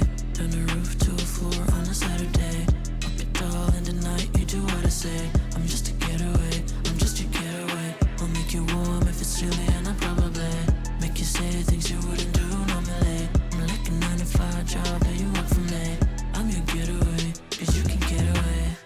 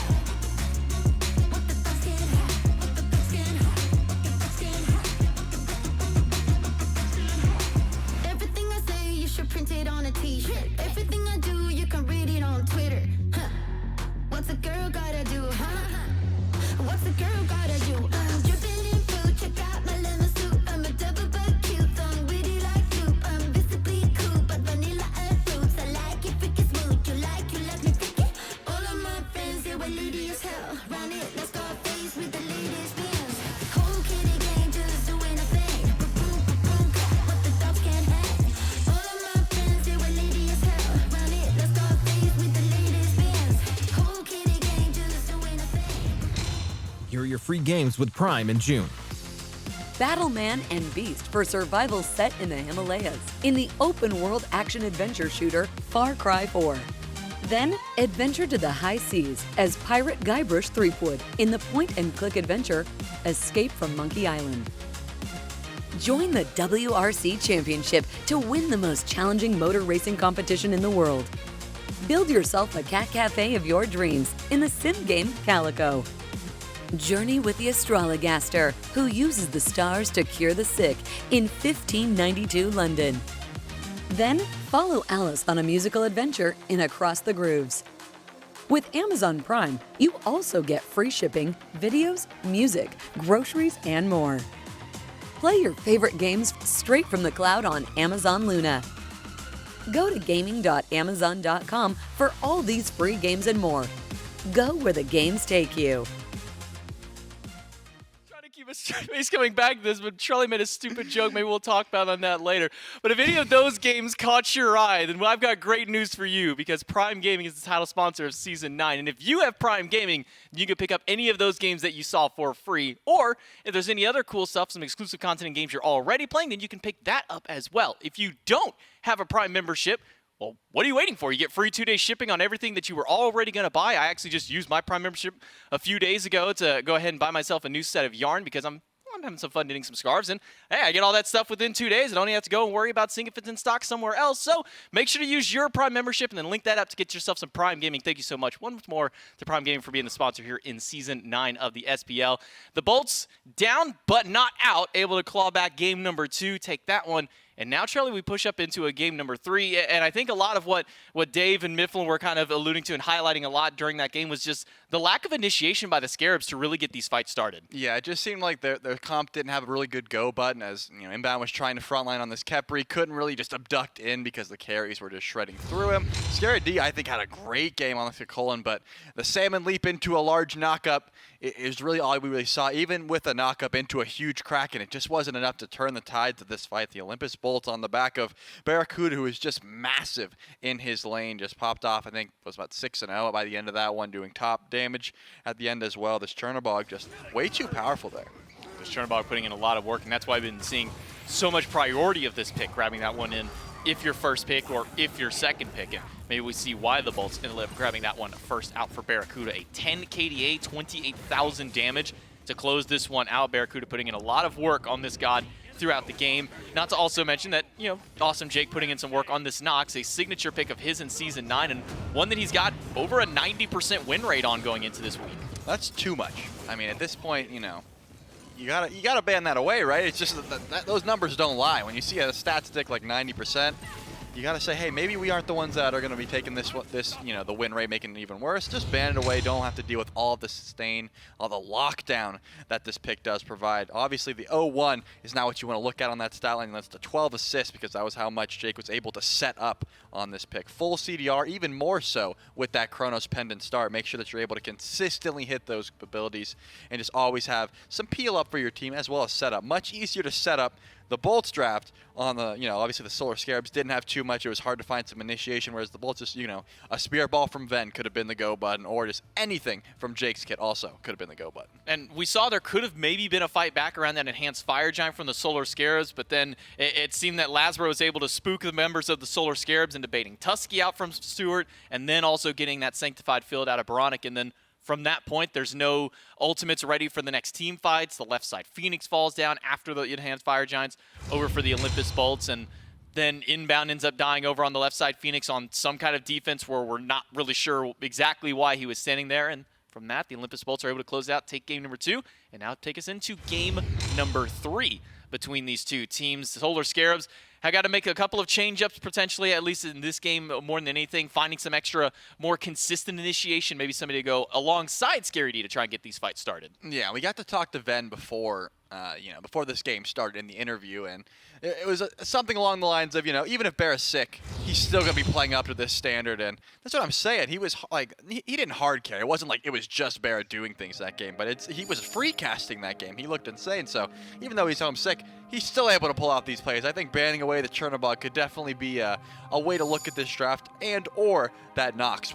Somehow trying to limit the success of the Bolts duo lane has to be looked at here. Yeah, duo lane definitely becoming a problem facing up against the Olympus Bolts. Picks and bans for game number 3 with the 1-1 score between Scarabs and Bolts. Starts out with a Nemesis ban for the Solar Scarabs and a Mercury out of the Olympus Bolts. They're not going to let Scream reprise that god one more time in the jungle.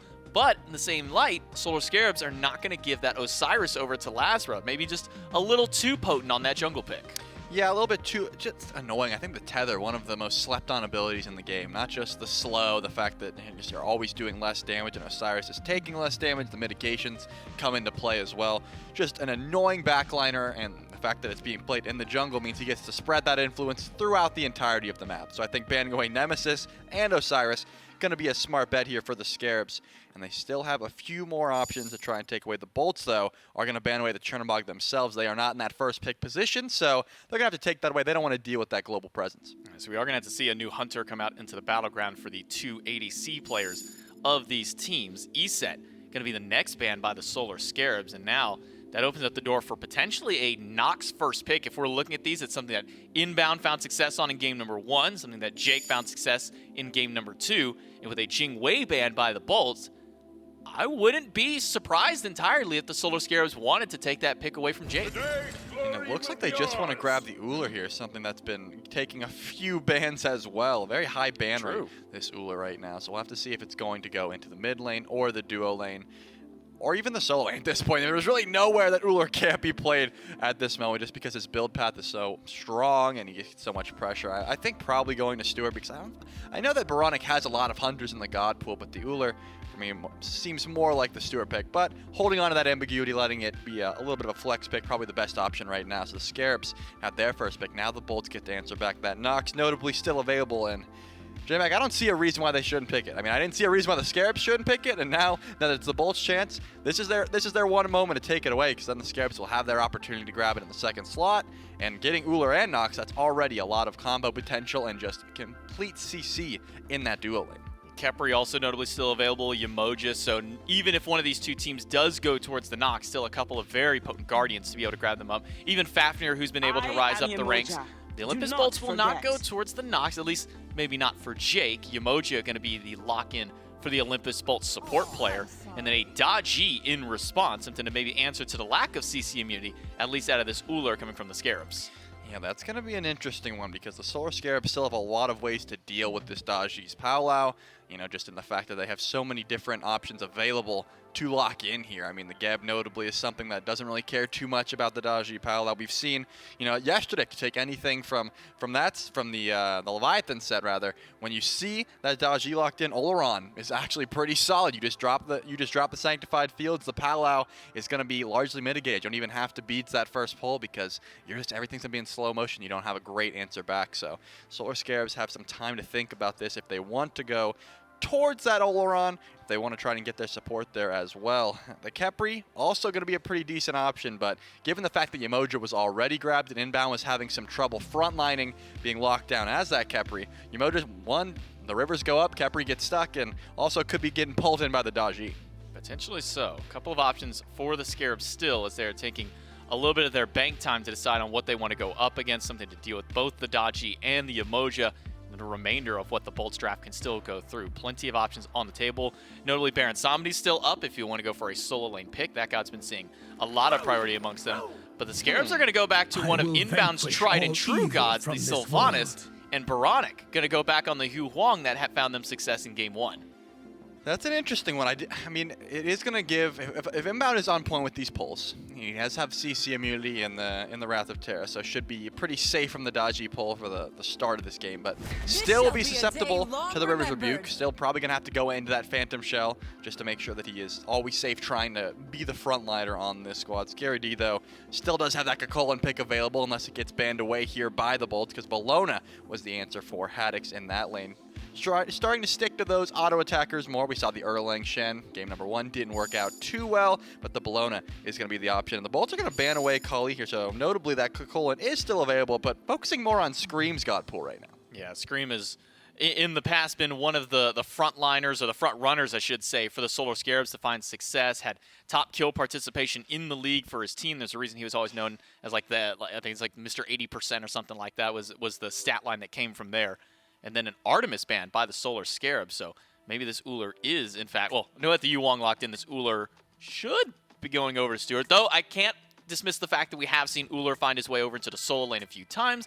Not sure if that's a pick that Scary D wants to run into, especially when you're going up against the Bellona, not really the easiest matchup for you. Yeah, it doesn't scream to me the solo lane Uller, at least for the Solar Scarabs. I definitely think this is going the way of Stewart, and since the Yuhuang got locked in, that pretty much confirmed it for me. The King Arthur will be banned away here, still leaving open that Kakolan, so I guess not too worried about that one. Kakolan does go into that rage transformation, won't be able to jump out of the river. Is going to be not having to worry about it too much, and as long as you're making sure you're on point with the Palau shots, waiting for that the CC immunity to pop through as well. I think there's a few different ways you can try and counter that one out. The Solar Scarabs will ban away the Poseidon here. With the dodge he already picked up, just assuming that maybe Ven wanted to pull that one out. Not going to be an option anymore. And now finally they will have their opportunity to try and figure out where the rest of this draft is headed. The Morrigan available, and that's something we've seen paired with Daji multiple times, something that Venenu also very comfortable on playing, so that could maybe be an option for the mid lane pick out of the Bolts. Solo lane drafted in, jungle, and support, so still looking for Barracuda and Venenu's pick. They could just hold on to the Morrigan, no need to pick it up immediately since Yu Huang is picked up for the Solar Scarabs, so unlikely that that would get drafted over to the Scarabs roster though, so that's at least where I'll put my money potentially towards for the Olympus Bolts though. They're the ones playing, and I'm just the one here speculating more than anything else, but with this one pick, will be Tiamat instead. And that one kind of feels like a curveball right now, Charlie. We haven't really seen Tiamat in a while. Yeah, I think Tiamat's gone, but never forgotten, right? She doesn't have a great spot in the meta, but she's never going to have a terrible spot either. She just brings so much to the table, so safe, always has decent damage, just doesn't bring that much to the early game, but you're against Yu Huang, who arguably brings even less to the early game, so you're never really worried about getting out pressured in that regard.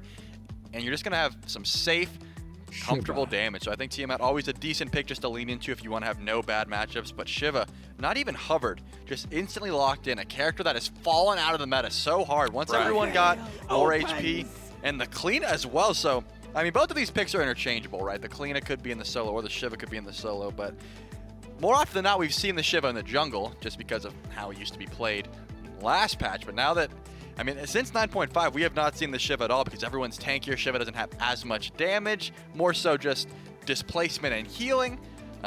It's going to be an interesting one to see how the Solar Scarabs are able to do this. They do have much clearer initiation, right? They're trying to see a pull from inbound into a knockup, an axe from Uller, anything like that, a blink in from Shiva. They have much easier initiation on this squad, but also late game their damage is certainly lacking, and Scotty is going to be the option for the Bolts. So, man, the Bear of Scotty, that sends shivers down my spine. It's just a 1v1 matchup you love to take, to be honest. As long as you're using Calder to try and block that Uller axe, you're 1v1, you're going to be getting some pretty solid trades in that lane. And there aren't many players in the league who are still willing to bring out this Scotty, but Barracuda, one of the few, and definitely one of the bigger performers on this god. So we get a full look at both of the teams through here. One of the things that was talked about for game number 2 and moving into game 3 was some of the lack of initiation that the Solar Scarabs had to fight into the Bolts. Now, one thing I'm looking at is maybe some of the lack of being able to get away from the CC that the Bolts have. River's Rebuke, Yu Huang's going to be able to go up into the sky to get away. Uller can kind of jump himself away. But most of the core of the Solar Scarabs feel like they could still fall susceptible to this River's Rebuke over anything else. Yeah, I think Phantom Shell definitely going to be a solid pickup here, just making sure that Jake can't really control your positioning on the map. You always have to worry about the Palau as well, even if you have a fair bit of CC immunity in the draft. If your beads aren't on point, if you're not ready to use those CC immune ults right away, you could also be pulled back in depending on how crisp Lasbra is with the Palau cancels. So something you always have to be worried about here, but I think I like the draft that the Solar Scarabs have went for much more this game than they were last game. I just think it's much more cut and paste. Exactly what you need to do is find those pulls. There's a lot of weight on inbound shoulders though. If he's not on point with the pulls, if he can't set up for his team, they're pretty much just going to be sitting back and waiting for the Bolts to come to them. Now, I know we talk a lot about late game, the TT, time to kill, all that kind of stuff has been pushing me, so we've been seeing a lot longer games of Smite, but is this a game, I mean, when you're looking at both of these drafts, is this one, Charlie, that you imagine probably will push itself towards that later stage? And if so, if that is the case, is there one team that kind of has an advantage once we push that late part? Yeah, this matchup in particular is interesting because you don't see any like tried and true crit ADCs right now being picked. Uller and Scotty more so going to those ability-based builds. I wouldn't be surprised if we saw the Scotty go for that Cal Transcendence and then maybe into more auto attack based builds. We've seen Panda Cat go something similar like that on this Scotty. So if that is the case, you got to give the late game to the Bolts. I think Tiamat so hard to try and lock down right now, even though she's not going to be the safest pick early late game as we're talking about now. She should have a lot of different ways to immune the damage and just get away. The Bolts, I mean the Scarabs rather, have a very all-in composition. They have to try and find a pick, use inbound setup, and then go from there. Solar Scarabs had a very strong game number 1. The Olympus Bolts a very strong game number 2, and now it comes down to our third and final game in this set to determine who is going to be taking their victory, their first victory of this phase. Who's it going to be, the Olympus Bolts or the Solar Scarabs? We'll throw it over to David Mifflin one final time. I don't know what's going on with Miff over here, but we're excited to get into game number 3 between the Scarabs and the Bolts for the first time this phase. Remember, we're doubling things up this phase. These two teams will face off a couple of times throughout the phase, and this will set the tone for the rest of the phase for both of these squads. The Solar Scarabs have shown us some improvement for what we saw during Masters Myth. The Bolts have shown us a little bit of both of the Bolts that we expect to see at times kind of get run over in game 1, convincing in game 2, and now send us on to game 3 again. Some unique compositions for both of these teams. It feels like neither of the two teams is like stuck with their guns on one pick in particular. I mean, the Olympus Bolts composition holistically, I would argue is pretty standard SMITE. Sure, some flavor picks in there. Tiamat, not one we're used to seeing as much anymore. Mainly the Scotty, but we know that Barracuda really likes this pick for the 1v1, and in the late game team fights, the Permafrost is just very, very disruptive. But looking at the Solar Scarabs draft, namely the Soul Laner, I think seeing Shiva in solo is a major surprise for me personally, because the conversation around Shiva has constantly been, wow, his early game is really strong, 20% attack speed stim plus knock-up on the same ability, double displacement, double damage displacement at that. Makes him really strong in the jungle. He has a lot of damage output. His ultimate's one of the best chase tools in the early game. But a lot of what I've just said is contingent on just that, the early game. When you put Shiva in the solo, he's not really a part of your team fight until that late portion of the match where he's no longer got that 100-0 potential. His healing isn't as high in the late game either because it just doesn't scale as well as some of these other dedicated healers. So I am very surprised to see Scary D piloting this pick. Yeah. But similarly, I'm very curious to see how it kind of like paces out, where he decides to put his pressure, whether or not he's going to be rotating to utilize it in the early game, or whether or not he's just got something cooking up for the late. Of course, Queetna very strong. The alternative, right, for the Shiva would be in the jungle, where we've seen this pick a couple of times. Queetna for Scream. Queetna was the pick for a while, whether solo or jungle, falling by the wayside just a bit, but still in a pretty strong spot. And Scream likes the option here. Baronic goes back to the Yu Huang. And so there was a win in game 1 for the Yu Huang Myth. We saw some moments. I don't think it was necessarily because of Baronic on that pick. He was in the game, but for right, sure. But you know, there's some damage, some good burst damage out of that pick. Oh, and this is, I don't know if he was messing with us or not, but he did tweet, Baronic did after that game, and said, after the Sanctified Field went down around the FG, he said, I'm unbinding ult from spacebar after that game. No, Baronic has it on spacebar, I'm pretty sure. We need to get him on the UI content piece, because that's egregious. You're telling me you don't like casually just bop spacebar every once in a while? That's my jump button in all normal humans. That's where they put their jump button. Right, I can't believe it's on space. Anyway, there's your answer, everyone at home who was wondering. According to Baronic's tweet. But it doesn't answer Stuart. He did it too. Yeah, well, do you think Stuart was just making fun of him? Look what he just did. He stood in solidarity. He didn't want his mid laner to be alone. And well, it definitely like cost him a fight. But back on the Yu Huang is the point here, Myth. What'd you see in game 1? Did you see enough to draw a conclusion? You still need to see some more. What's your take through one game? Well, in that game, Yu Huang was like a non-factor to getting the early game lead, which really snowballed the Solar Scarab. So it's hard to say what Yu Huang's going to look like from an even state. I will say the displacement from his ultimate is still incredibly valuable. He's got a very strong like levels 1 through 3 because when you cultivate the Dow, getting that root for yourself is very good. He's decent at establishing pressure thanks to the chain lightning auto attacks, but It might not come down to the Yu-Hong as Vlasbra gets his way, hovering nearby. I think he's been spotted, though. Yeah, I can't. Bobby's staring at him. Right, staring at that wall. Oh, the writing's on the wall, right? So that's what Inbound's looking at. But looks like Vlasbra will be unsuccessful in his gank this time. Has Blink, wants to be active early on this Daji. So you look at what targets might Vlasbra look towards. No beads for Inbound. Could be an option. Though with the ultimate Inbound at level 5, a little bit more safe. Scream, though, makes his way over towards the left as well. We're going to get a 3 versus 3 on the left side of the map. Remember, Inbound not level 5 yet, and the early damage is there for the Olympus Bolts. Chains connect, should be first blood, and it is. Vlasbra snags the first kill of the game onto Inbound, but Barracuda is low, and Scream answers back.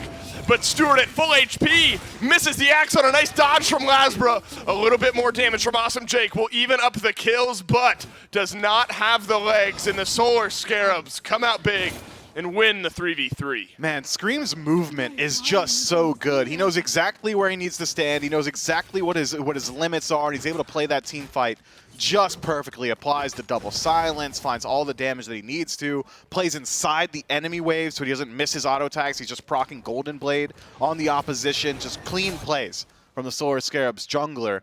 But it's the Olympus Bolts who get first blood, I believe. And at the end of the day, you're right. First blood, high bounty. It's the Olympus Bolts who come out ahead on gold off of a 2-for-1 trade. Scream the double kill on the left side of the map. Stewart stays alive, grabs a couple of assists as well. So really the big winner feels like Scream after this fight is Stewart and Inbound. Slowly invading the purple buff, but Barracuda with enough damage from his ultimate. And then the Spear going to pick up the purple buff for himself. And Miff, no, we don't get to see Clean all that much here lately, but I do think worth looking back at what Scream was able to do on the left side, because you were a fan of how his movement worked here.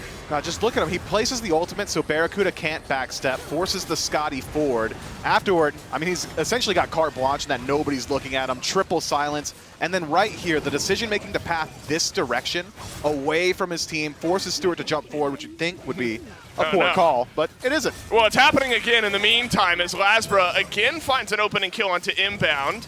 And again, Scream is on the left side of the map to answer back, but no good onto Stewart this time, who didn't have beads. So important that Stu was able to jump out of those. Would have been a pullback in by Vlasbra. This time, though, no answer back from Scream, though Vlasbra was low. And the Olympus Bolts are able to answer back, even up the kills, and another one for the Olympus Bolts jungler. Yeah, that was a rotation from Fen as well. Scream, good slow, good damage, but maybe not enough. Yeah, it doesn't look like it, though it was close onto Barra, who's just shy of getting that ultimate back. And so even with Golden Blade, those abilities really shredding for Scream in the first couple of minutes of this game. I love these styles of games where both junglers are really hitting their pace and it just feels like action. You know, who's going to slip up first? Right now it's a slight lead for Scream, where Vlasbra has gone Transcendence, needs some time to stack up that item, immediately into Golden Blade for Scream. And so now Vlasbra's got to worry about keeping pace with some of that jungle farm. Really a game of chess, it feels like, out of the jungle in the first couple minutes. And Vlasbra's not really got the opportunity to maintain pace. If Scream decides to just sit in the jungle and farm up, Daji's clear by rote is just worse than Kleena's, but especially with Kleena going towards this Golden Blade. Transcendence, as you said, going to take a little while to spool up, needs those stacks to get the full brunt of that item. So a little while till Vlasbra hits his spikes, whereas Scream hasn't gone for a traditional stacker. Maybe will go towards the Transcendence in the second slot, but Golden Blade early on is going to synergize pretty decently with Transcendence if he does elect to go that path, just by nature of clearing the jungle a little bit quicker. You'll get those stacks up a little bit quicker as well. Inbound, knocked up and to the side, but so is Jay. Got to be a kill here, and it is. Ultimate out from Baronic. Then Yu Huang on the board early. And that's a very simple collapse. The Solar Scarabs just send their pressure mid. And Awesome Jake on the Emoja, just no chance to disengage. And so now starting to spread the wealth a bit, Miff. His Scream goes over towards mid. And Baronic with the Doom Orb first. They would have finished off a good item, get some extra gold. Scary D has just been getting bullied in this lane, hasn't he? Yep. He's been stuck inside his tower for the most part. He's been using his ultimate just to self-sustain in this laning phase as well. Just not really able to line up against Haddix on this Bologna. And I mean, you'd expect that. Any god with an auto attack speed stem doesn't really get the value as long as there's a disarm, and, well, the Haddix got that every single time. Lasbra avoids the damage, gets one chain onto inbound, and another one in. Double pull, Rivers Rebuke. Perfect from Awesome Jake, but where's the damage? You need more from Ven. It just hasn't connected onto inbound yet, and the last auto attack through from Awesome Jake. Capitalizes. Haddix up and over the wall, means a double for the Emoja, and the Bolt's starting to roll. A dive under the mid-tier 1 tower as Lasbra sets the stage. Unfortunate. Scary D can't match the rotation. He is able to at least clear out a wave and tick over to level 10 before Haddix does, but completely was behind on HP, had to stick around, and the Olympus Bolts utilizing that numbers advantage, able to take that team fight. Double pull from Lasbra, immediately followed up by the Rivers Rebuke. Beautiful combo between the jungler and support of the Olympus Bolts. The Bolts got 2. But both going to Yemoja, probably not the most ideal situation. You're not super happy with Jake pulling as massive a lead as he has. Would have probably been better suited with any of those kills going over to Ben or even potentially Barracuda, who had made the rotation as well. But at the end of the day, a lead is a lead, and the Olympus Bolts have established it very early on. Yeah, happy with the way that the jungle is played specifically here are the Olympus Bolts. Lasbra, remember, towards the end of Phase 1 and even a bit during Masters, really set a fantastic pace, and the Bolts looked so good. Ven had some fantastic matches there as well, which led to me drafting both of them on my fantasy team, Lasbra and Ven. Do you have any players in this match on your team, man? I got the whole Bolts duo lane. Yeah, Jake and Barra? Yeah, so I'm real happy about that double kill for Jake. You're chilling. Double kill for Jake looks good over in duo so far. And of course, for me, Lasbra gathering some Late points beads. as well. Yeah, beads used, but not necessarily on time, as a kill could reach the dual lane here, but inbound, sensing some pressure, will back away immediately. Lasbra way behind, but who's up front? It's Ven and Jake. Jake has Rivers Rebuke and a Riptide. And this one fizzles out, though the numbers may have told you the Bolt's considering a dive, but don't end up capitalizing. Looked to me like Jake was looking for the double Rivers Rebuke. Stewart still had leap, so he's waiting that one out. And by the time he'd realized that, inbound was already too close to his own tower. Didn't really have the opportunity to look for that pool. Here's the strength of Kleena, is the ability to just eviscerate neutral objectives. Pyromancer left alone for even the barest of moments, and the Solar Scarabs will make use of that time. The Olympus Bolts nowhere in range to put up a defense, and in letting that objective fall down, has completely closed up this game yet again. But it just feels like the Olympus Bolts are playing with a little bit of something, isn't it? Like, they've got the proactive element. They're the ones dictating the pace for the most part, choosing the fights on the map, rotating more aggressively. The Solar Scarabs, even though they've closed up a good deal here, just feels like they're on the back foot. Right, I mean, a lot of the kill pressure and kills on the board, outside of the one in mid, that was a fight the Scarabs chose. That got the 3rd kill of the game.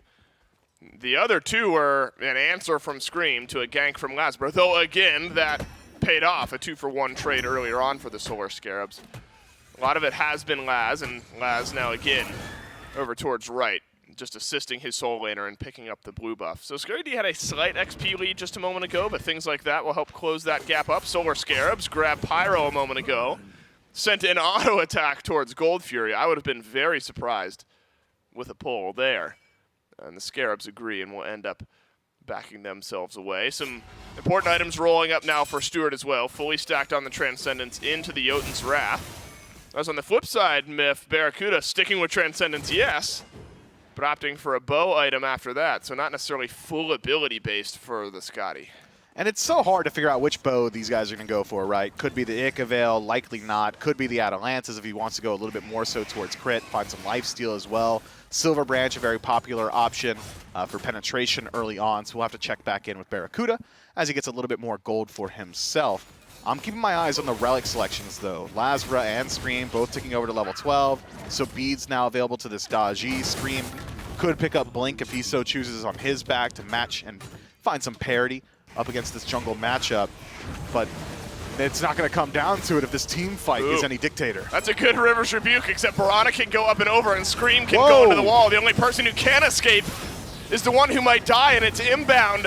Low, but not out, but Baronic does end up dying, then being chased down by Scary D. The ultimate should be enough, and the Scarabs pull back 1, but it's a 2-kill swing for the Olympus Bolts, who will riptide themselves back to safety in mid. Then, for Baronic and inbound as of now, still a chase to be had, but an axe from Stewart keeps things interesting. Barracuda forced to use his bead, Stewart forced to use his leap, both defensively. The Solar Scarabs wanted to find something in answer, and even just taking away the beads from the Scotty may have opened up the door to find a rotation a little bit later on. We've already seen now Barracuda struggles once Scream is able to close gap on him, and will struggle even more so without that defensive relic. So it's a 2-for-1 trade favoring the Olympus Bolts yet again. Gold still going their way as well. But had Haddix been able to disengage a little bit cleaner, we could be talking about a Gold Fury pull right now. Not the case. Could be talking about a 2v1 as well. Yeah, Haddix is strong here. That's a nice rotation into mid for Haddix. Bologna absolutely still has her place. Remember at the beginning of Season 9, a lot of Bologna, a lot of Amaterasu, the Berserker Shield style build, Shogun's Kusari was all the rage. And so there's still opportunities for that. And Haddix hoping to tap into some of it here in Game 3 and continue advancing the Bolts forward. Gold lead has built up just a bit. Had shrunk down, now closer to 1.5K or so in experience. Largely equal. Scotty still has some question marks for me here, Myth, where you know what Uller is going to be able to do later in the game, a full rotation, decimates health bars. Barracuda obviously receives a bit of a Scotty buff, one of his favorite picks. But how's it going to look here at the SPL level with some scaling under it? We've seen a little bit of it so far this week, some of it out of the mid lane. As the primary hunter, though, Myth, we don't have a lot of data.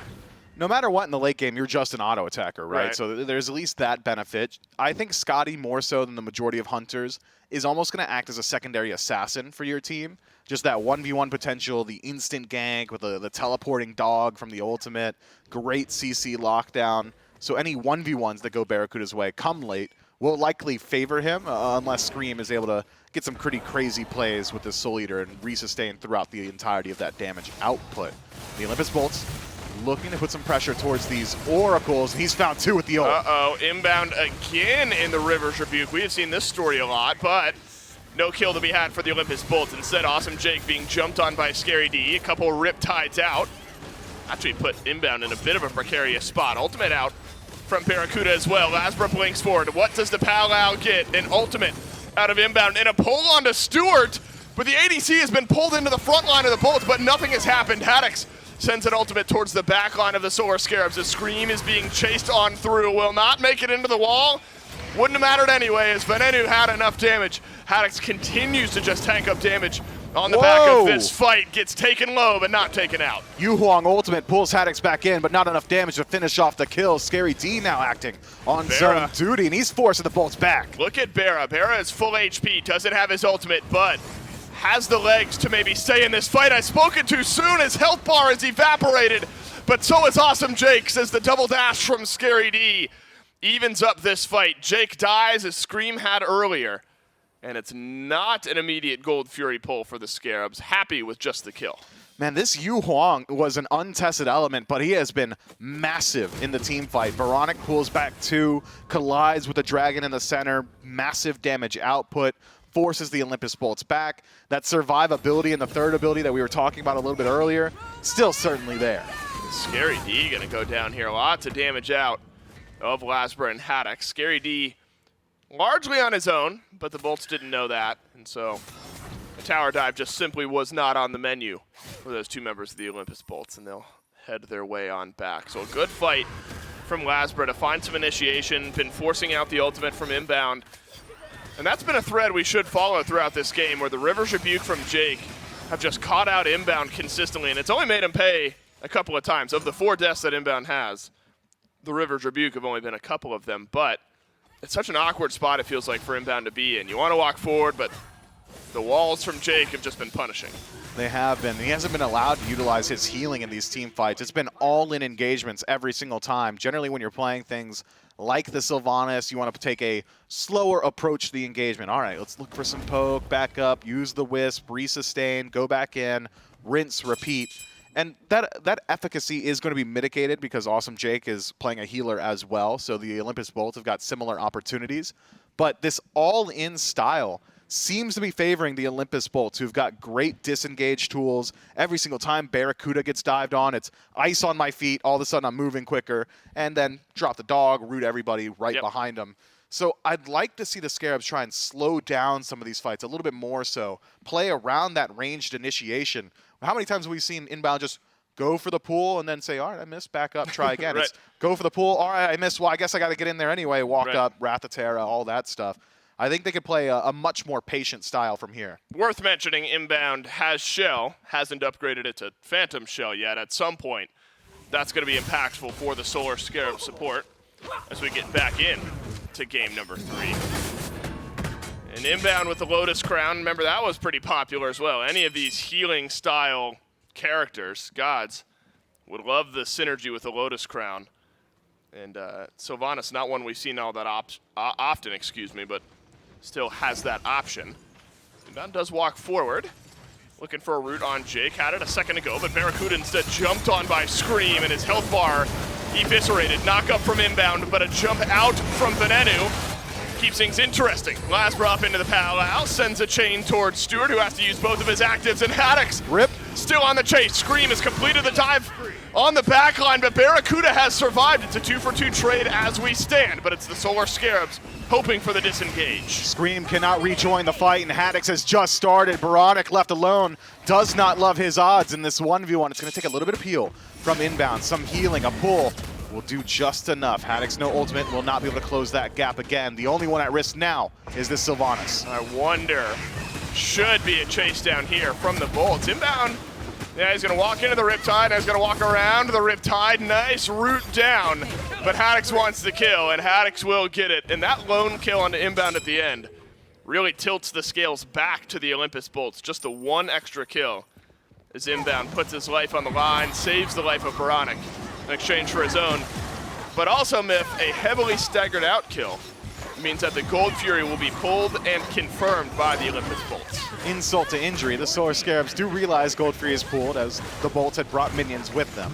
So they get to watch as the objective falls down, still Inbound in the grayscale. Thinking about that sick pull that he gets to save his ally, Inbound trading his life for Baronic is worth every single time. But you got to think the Solar Scarabs would have liked a little bit more in that team fight. Scary D gets overzealous, dives into the tier 2 tower up against Barracuda. 9-5, towers hits real hard, so you can't really stand in there at this portion of the game for that long. Stewart in some trouble. Stu doesn't have actives and has an ult on him. Will walk around the River's Rebuke, but a Riptide perfectly placed by Awesome One Jake. more. Then Stewart receives some healing, and in fact, Stewart survives, stays on the map, but it's required a rotation in from Inbound and Scream. This is what happened last time, where the Scarabs tried to save the life of one of their teammates. Ended up costing them their own in the meantime. Inbound pulled back into the front of the Bolts. Scary D rotates around the back. Barracuda being looked at, also doesn't have his actives, and Scary D will capitalize. Stewart deals the damage from a range. Now Lasbra on the chase. All the Solar Scarabs low HP on the retreat. Lasbra falls first. No, but it's Haddix again who has found the back. How about an Eagles rally onto 2? As the Bologna at full HP can still make some waves. Ven on the front of this fight might get taken down here shortly. Ooh. Has some damage to be done, but a double kill from Haddix. Over the horizon, could be a triple. Could be a quad for Haddix if he's able to keep running forward, but the body blocks out from Scary D. A stun and a root in place. And it looks like this one will fizzle out a 4-kill swing for the Solar Scarabs. Haddix spends so much time trying to confirm the kill on a stream that allows the Solar Scarabs to disengage themselves very well. Great body blocks from Scary D, repositions and pulls Haddix away from Stewart and Inbound, who are able to slip away into the night. But the Olympus Bolts get caught out in that team fight. Lasbra not realizing how much damage the Solar Scarabs still had available to them. Great play from Stewart in particular. That hail of arrows was pinpoint to finish off Barracuda. The Scarabs are not going to make it easy for the Olympus Bolts, but the Bolts still do maintain a slight advantage insofar as game state. No neutral objectives, super feasible at this point. But whichever team groups up at the Fire Giant first will likely have a pretty nice advantage for themselves. Neither squad really the greatest at confirmation. As far as burn is concerned, you're probably favoring the Solar Scarabs, even in spite of the disadvantages that they're playing into right now. It's a dead even match, 22 minutes in. It does feel that way. As damage rolled for Scream in that last fight, despite being run down by Haddix, who's at 5-0-2. The stacking build for Scream is fully caught up now. Fully stacked Transcendence, Soul Eater there as well. Into a Crusher after the fact. That synergizes nicely with the Golden Blade. So we've seen nice damage numbers so far out of the Kleedna. but trying to diversify the build path a bit. Barracuda pulls out the Pyromancer completely alone. Should have been spotted there by Scary D. The FX will go through the fog of war, but held on to regardless. And Scary D does not approach. Pyromancer picked up by the Olympus Bolts. The Solar Scarabs none the wiser. Should be a fizzle from here. The Olympus Bolts don't dedicate too much to that fight. They get the objective relatively for free, just vent, utilizing the Tornado. It's going to be a little while till that's back and available. The Solar Scarabs, they're not going to stick around. I thought maybe we'd see them try and pull the Fire Giant, test the Olympus Bolts, whether or not they stuck around. Yep. But not the case this time. The Bolts, they just get one for free. About middle of the road for damage for both of the mid laners. A bit higher up though, 4,000 ahead. It's Baronic on the Yu Huang, Doom Orb, Divine Ruin, Soul Reaver into tier 2 Ob Shard, so Percent Pen is going to start to stick on some of those tankier targets, whether it's Haddix or Awesome Jake, who again, I'd be remiss if I left out the fact that he had gone Chronos Pendant first item again, this time on the Emoja. And with the amount of Rivers Rebukes we've been seeing, it maybe makes some sense, as the Bolt support has just loved spamming those ultimates throughout these last few games. And it worked out earlier, but the last couple like actual 5v5s have looked all right for the Solar Scarabs as Haddix is chunked down. It's a great target to get low before the fight because Haddix has been the last one alive a couple of times. Awesome Jake pulled in. Maybe wishes that Chronos Pendant was something a bit tankier, and Baronic snags the kill into the Bolt support. Barracuda will live, but Scary D will remedy that. Man, Baronic is just on a tear with this Yu Huang. I've never once seen this god played at this level. These ultimate placements have just been perfect. Spawning the further away dragon right on top of his opposition. There's not really much time to react when he's placing him as well as he has been. And now the Solar Scarabs with a significant advantage. The dual lane of the Olympus Bolt's dead for nearly 20 entire seconds. Tier 1 and Tier 2 will fall down. Lazarus spots out inbound, paths on his own, dies on his own. Yeah, gotta be a kill there. As Hydra's proc deals the last bit of damage. Can Lasbra make a play happen here? Already got one kill on the inbound, a double pull. Confirms his disengagement, now Scream alone on the front. Aegis times out from Ven, and a little bit more damage needed as Scream will use an Aegis of his own. Awesome Jake back from base and sustaining on up, but Lasbra never left. Dashes in towards Stewart. And Axe no good, and Lasbra forces out another Aegis, but the bleed is in. And Lasbra's on a warpath at 5, 3, and 6, and the Scarabs have lost 2. Baronic puts out some good damage, may have baited Scream back in, dashes forward. He's alone here. He can get into the wall. Able to remove himself from the playfield, nearly finished off Lasbra with the ultimate. But that's it there. Scary as well. This has been guerrilla warfare, man. I am tired. I am tired, exhausted. Man. What is going on? We're pushing down a mid tier 1, and then Lasbra sticks around and finds a pick, and then the Scarabs maybe think someone's overextended, but then Lasbra can wrap back around. It's just been back and forth. Guerrilla warfare might be right. As inbound, still waiting on some upgrades there throughout his kit. Actually grabs Scorching Blink. Curious. To find quicker initiations, maybe in some of these fights. But watch out for the FG. The Olympus Bolts still with an advantage as Stewart is dead for 8 seconds. Pull the Fire Giant. 4 minutes away from it being enhanced, and it is a slow burn here for the Olympus Bolts. This not going down quickly as the rest of the Bolts pull off the Fire Giant. What an initiation from the Bolts as Scary D and Inbound are stunned down on the front of the Still fight. alive. And Inbound will die. Scary D will as well. Lasbra on a killing spree, and suddenly the FG a lot easier. Double stun into double slow into double pull. The Olympus Bolts line up on Inbound and Scary D both with ease. And that's just Haddix generating threat on the map. That's just Haddix attacking the Fire Giant. The Solar Scarabs see it through the fog of war, saying, okay, Fire Giant's pulled. We got to step up. We got to get in there. Somebody's got to check it. It might be low. And unfortunately, in checking it, Scary D and Inbound leave themselves open to aggression. The Olympus Bolts take Fire Giant on all 5 members. You can start to match the siege we just saw from the Scarabs. Feels like that might be the moment where the Bolts really wrangle control of this game, because Miff, you look at the next few minutes of this Fire Giant buff and how impactful it could be. So it's going to be a back and reset from the Bolts. Still 4 towers worth of gold left on the map for the Olympus Bolts to take down. Now the Scarabs doing a good job of trying to equalize the map state just a bit while they still can. But really a grouping and a push here. This is very similar to game 1, right? The first Fire Giant started at about a 2,000 gold advantage for the Bolts and ended at like 7,000 or 8,000. very similar territory here in Game 3. It is, but the Solar Scarabs have got pretty decent presence on defense. The main issue we saw in the previous match was that Solar Scarabs had no way to initiate these fights. They've got their opportunities now. A blink ult from inbound. Scary D can blink pull into a knockup. They've got great displacement. Scream can set up these walls with his ultimate. So the ability to start a fight and find these opportunities and exploit missed positions from the Olympus Bolts is there for the Solar Scarabs, which I would argue was not in the previous game. They've also got a semi-standard mage. It's not the best at clearing waves. Yu Huang not incredibly adept at keeping these waves out of his own base. Cultivated Dow means you have to kind of get a little bit closer to the wave, essentially point blank if you want to hit the entirety of it.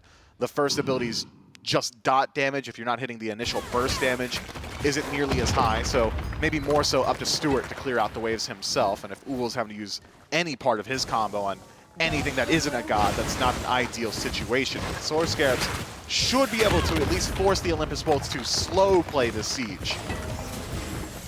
But will you lose somebody in the meantime? A potential collapse underneath the mid-tier 2. Haddix and Lasbra could jump onto Scream here if Scream overextends. Haddix is tanking up the tier 2 tower. Lasbra getting ready for that big auto attack, but Scream heads into the wall and heads back. Tier 2 on left crumbles, as well as the tier 1 in mid. Nice gold infusion back to the Bolts. Remember, it's about 2,000 or 3,000 now, up to about 6,000 is the gold lead. With a minute and a half left on the objective. Inbound forward, doesn't have Phantom Shell, stunned, jumped on, and Can't dead. do that. As the Bolts will pick up a kill onto the Scarab support. Yu Huang low, Yu Huang dead. Haddix is unstoppable. At this point in the game, the Solar Scarabs one by one walk forward. Major fumble. And one by one, the Solar Scarabs will die. Stewart leapt at by the Bolts, and Stewart will get run down by Lasbra. Looks like maybe the Fountain provides some safety, and Aegis will as well. And the Bolts considering an end here in game number 3, but it's going to have to be Scream and Stewart making a big play happen. Not much they can do. Stewart forced back to his own Fountain, and Scream just fighting for his life. I think that might be it. I think that's got to be it here, Myth. 2 members of the Scarabs will watch their Titan fall. The Olympus Bolts by their time grab an FG and end this set in game 3. Just a major fumble there from inbound. You said it yourself. You were tired about 5 minutes ago. Clearly inbound tired as well. Loses the threat of that team fight. Just saunters into the center of the Olympus Bolts. Get caught out on the wall, and then his team has to step forward. Losing inbound there might as well be the final nail in the coffin. Sure, you're not immediately losing the game, but you're losing all your birds if your support's getting picked for free. If he has a Phantom Shell, maybe he survives. All right, so I'm not wrong, right? That was still non-Phantom Shell. That was the non, I believe it was. Right, I believe it was. Am I wrong? No. Desk, you're here. Was that the Phantom Shell? No, it was not. It was not. I'll say it with confidence. Because that's the purple dude. He would have used it if it was. It's the purple dude moving through the shell. And I'm like, we upgraded a Scorching Blink before upgrading. Which was a weird blink choice as well, wasn't it? Yeah. Just curious. I don't want to hang too much on that one. It was the moment it was the moment that ended the game. It sure was. Right, but a lot happened throughout there that allowed the Bolts to build up that advantage, grab the Fire Giant, knock down the towers, and the Olympus Bolts end this set in 3 games. Scarabs, though, push us to 3, so improvements from what we saw during Masters, and hopefully some growth to be done. Olympus Bolts, though, end the day on a 2-1 win over the Solar Scarabs. We will head back to the desk to break it down. Yeah, thank you so much. And what a close battle this one was. You know, game number 1 wasn't particularly close. The Scarabs were able to find a pretty convincing win. Game number 2, a bit of the opposite. It was the Olympus Bolts able to find a pretty dominant win. This game, a lot more back and forth, a lot closer throughout the stages. But when it came down to those team fights, one of the things that at least I noticed, Charlie, was that Haddix was kind of the main factor for the Olympus Bolts. If Haddix was alive when the team fight was hitting that midway point, the Bolts were usually winning those fights. I'm going to let you in on a secret. Haddix was alive the whole game. Ooh. He was 7-0. The Haddix never died. So if you're telling me whenever Haddix is alive, the team fight's not going well, I don't think the team fights ever went well. And you know, given I will say the Scarabs this whole set did look very solid. I think they've answered back quite well. They've answered some questions we've all had, you know, since they did take that spill out against the SEC team. We were like, are they going to be able to bounce back? I think they did. I think they looked very solid. But the Bolts, man, once that first loss came through, they really answered back. I think picks and bans for me was the only reason where game 1 went the way it did. Once they answered back, was able to get Lasbra on some hard pressure characters, get active early, and Haddix was able to just W key away this whole time. Never really felt that much pressure on this Bologna. I never really thought Haddix was ever going to die with the Death's Embrace and how much healing he had. So the team just looked so solid towards the end of the game. And again, stuff that we're seeing out of the Solo Scarabs is very akin to Solo Scarabs style of play, where they're grabbing picks that people don't see very often. We don't see Sylvanas much anymore. Obviously, until literally this week, we could have never seen the Hugh Wong, but it's the only team that's been able to show, or really the only team that's shown any interest in that pick.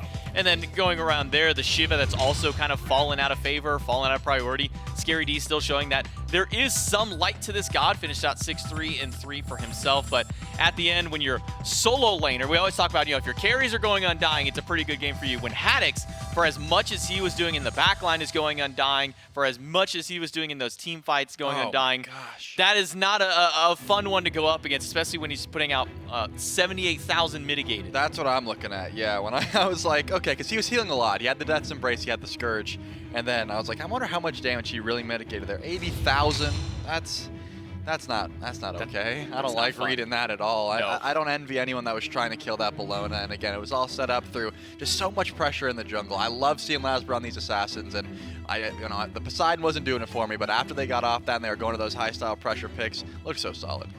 Speaking of Lasbra going to the assassins, and speaking of Lasbra in general, we do have him standing by for our post-game interview. Really? What's up, man? He's right here. I mean, you could see him very clearly. No, he I was standing couldn't. here. I had no idea. First off, Lasbra, thanks for coming in for the interview. Congrats on your win over the Scarabs. Talk about the kind of the reset from game number 1 going to game 2. Scarabs had a pretty commanding game 1 victory. You guys had to bounce back. What were some of the discussions with the team?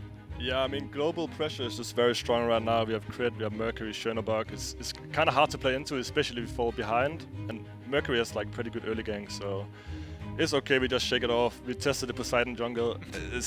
It doesn't work out for me. I don't know what's going on, but I guess that's off the shelf now. I'm not. Well, there we go. We know that maybe, or at least, maybe not seeing so much Poseidon later on. Talk a little about the Yuwon, because it's obviously the first time that we get to see this god. What's it kind of like playing up against a god like that in that role? He's pretty good pressure, but I think mages mid-game are kind of weak, and then you need to get to late game having a full build, where he becomes strong again. So, I mean, he's like okay, easy to kill. His free can be a bit annoying, but if you can get onto him, he doesn't have a way of getting out. But if you like try to solo kill him and he has his free and a bit of peel from Sylvanas, it can be a bit hard, but we had a slight lead, so it's a bit easier to kill. Yeah, you guys look good in game number 3. Kept it close, but at the end you guys are able to find the win. Lasbra, thanks for coming out for the interview. Congrats on your win. I'll let you get back with the team to celebrate. Appreciate it. Just some honest words out between Lasbra. It's whenever we get to see a new god come out to the game, we're always sitting here waiting in anticipation. Between the casters, we're like, when are we going to see it? Who's going to be the first one to bring that god out? So it's always fun, at least seeing the new god make its way through. I know Lermy's been happy. I've been seeing the tweets that she's been putting out on Twitter about that one. So let's take a look though at the schedule to see everything that you missed so far this week and what you can still expect in our final day to come. The Kings and the Leviathans find wins on Friday, yesterday at least. Today, the Dragons and the Bolts will find their wins. 2-0 for the Dragons, 2-1 for the Olympus Bolts. Tomorrow, Sunday, no SCC to start the day. It's going to be all SPL, 3 full sets, all starting at 11 a.m. Well, the first one starting at 11 a.m., and then the others coming all of them. immediately out. Yeah, we're going to play them all at one time. You're going to tune into 3 different streams. I'm messing up that. But it's going to kick off with the Atlantis Leviathans and Tartarus Titans. A rematch between these teams. The Leviathans have been able to find the advantage, the win over the Titans time and time again throughout last phase and season, even in towards the start of Season 9 out here. So I think this might be one of my most anticipated matchups of the weekend. Yeah, if we didn't get to see the Leviathans 2-0 the Warriors yesterday, I probably wouldn't have been anticipated looking up to it. I'd be like, we haven't seen the Leviathans, we haven't seen them play up to that standard that we're used to in quite some time, and the Titans just won Masters and looked untouchable in that regard. But since we just saw the Levi's, they looked real solid. They look like they understand this meta quite well, and we're playing they're firing on all cylinders, so definitely going to be an exciting one. SMITE Sunday, don't miss it. Yeah, do not miss that first set. Do not miss the second or third. Don't miss any of tomorrow. That's all going to be kicking off at 11 a.m. right back here on twitch.tv/SMITE from myself, Perhaps Trelli, Caster's production, everyone else behind the scene. Thank you so much for tuning in. We'll see you tomorrow.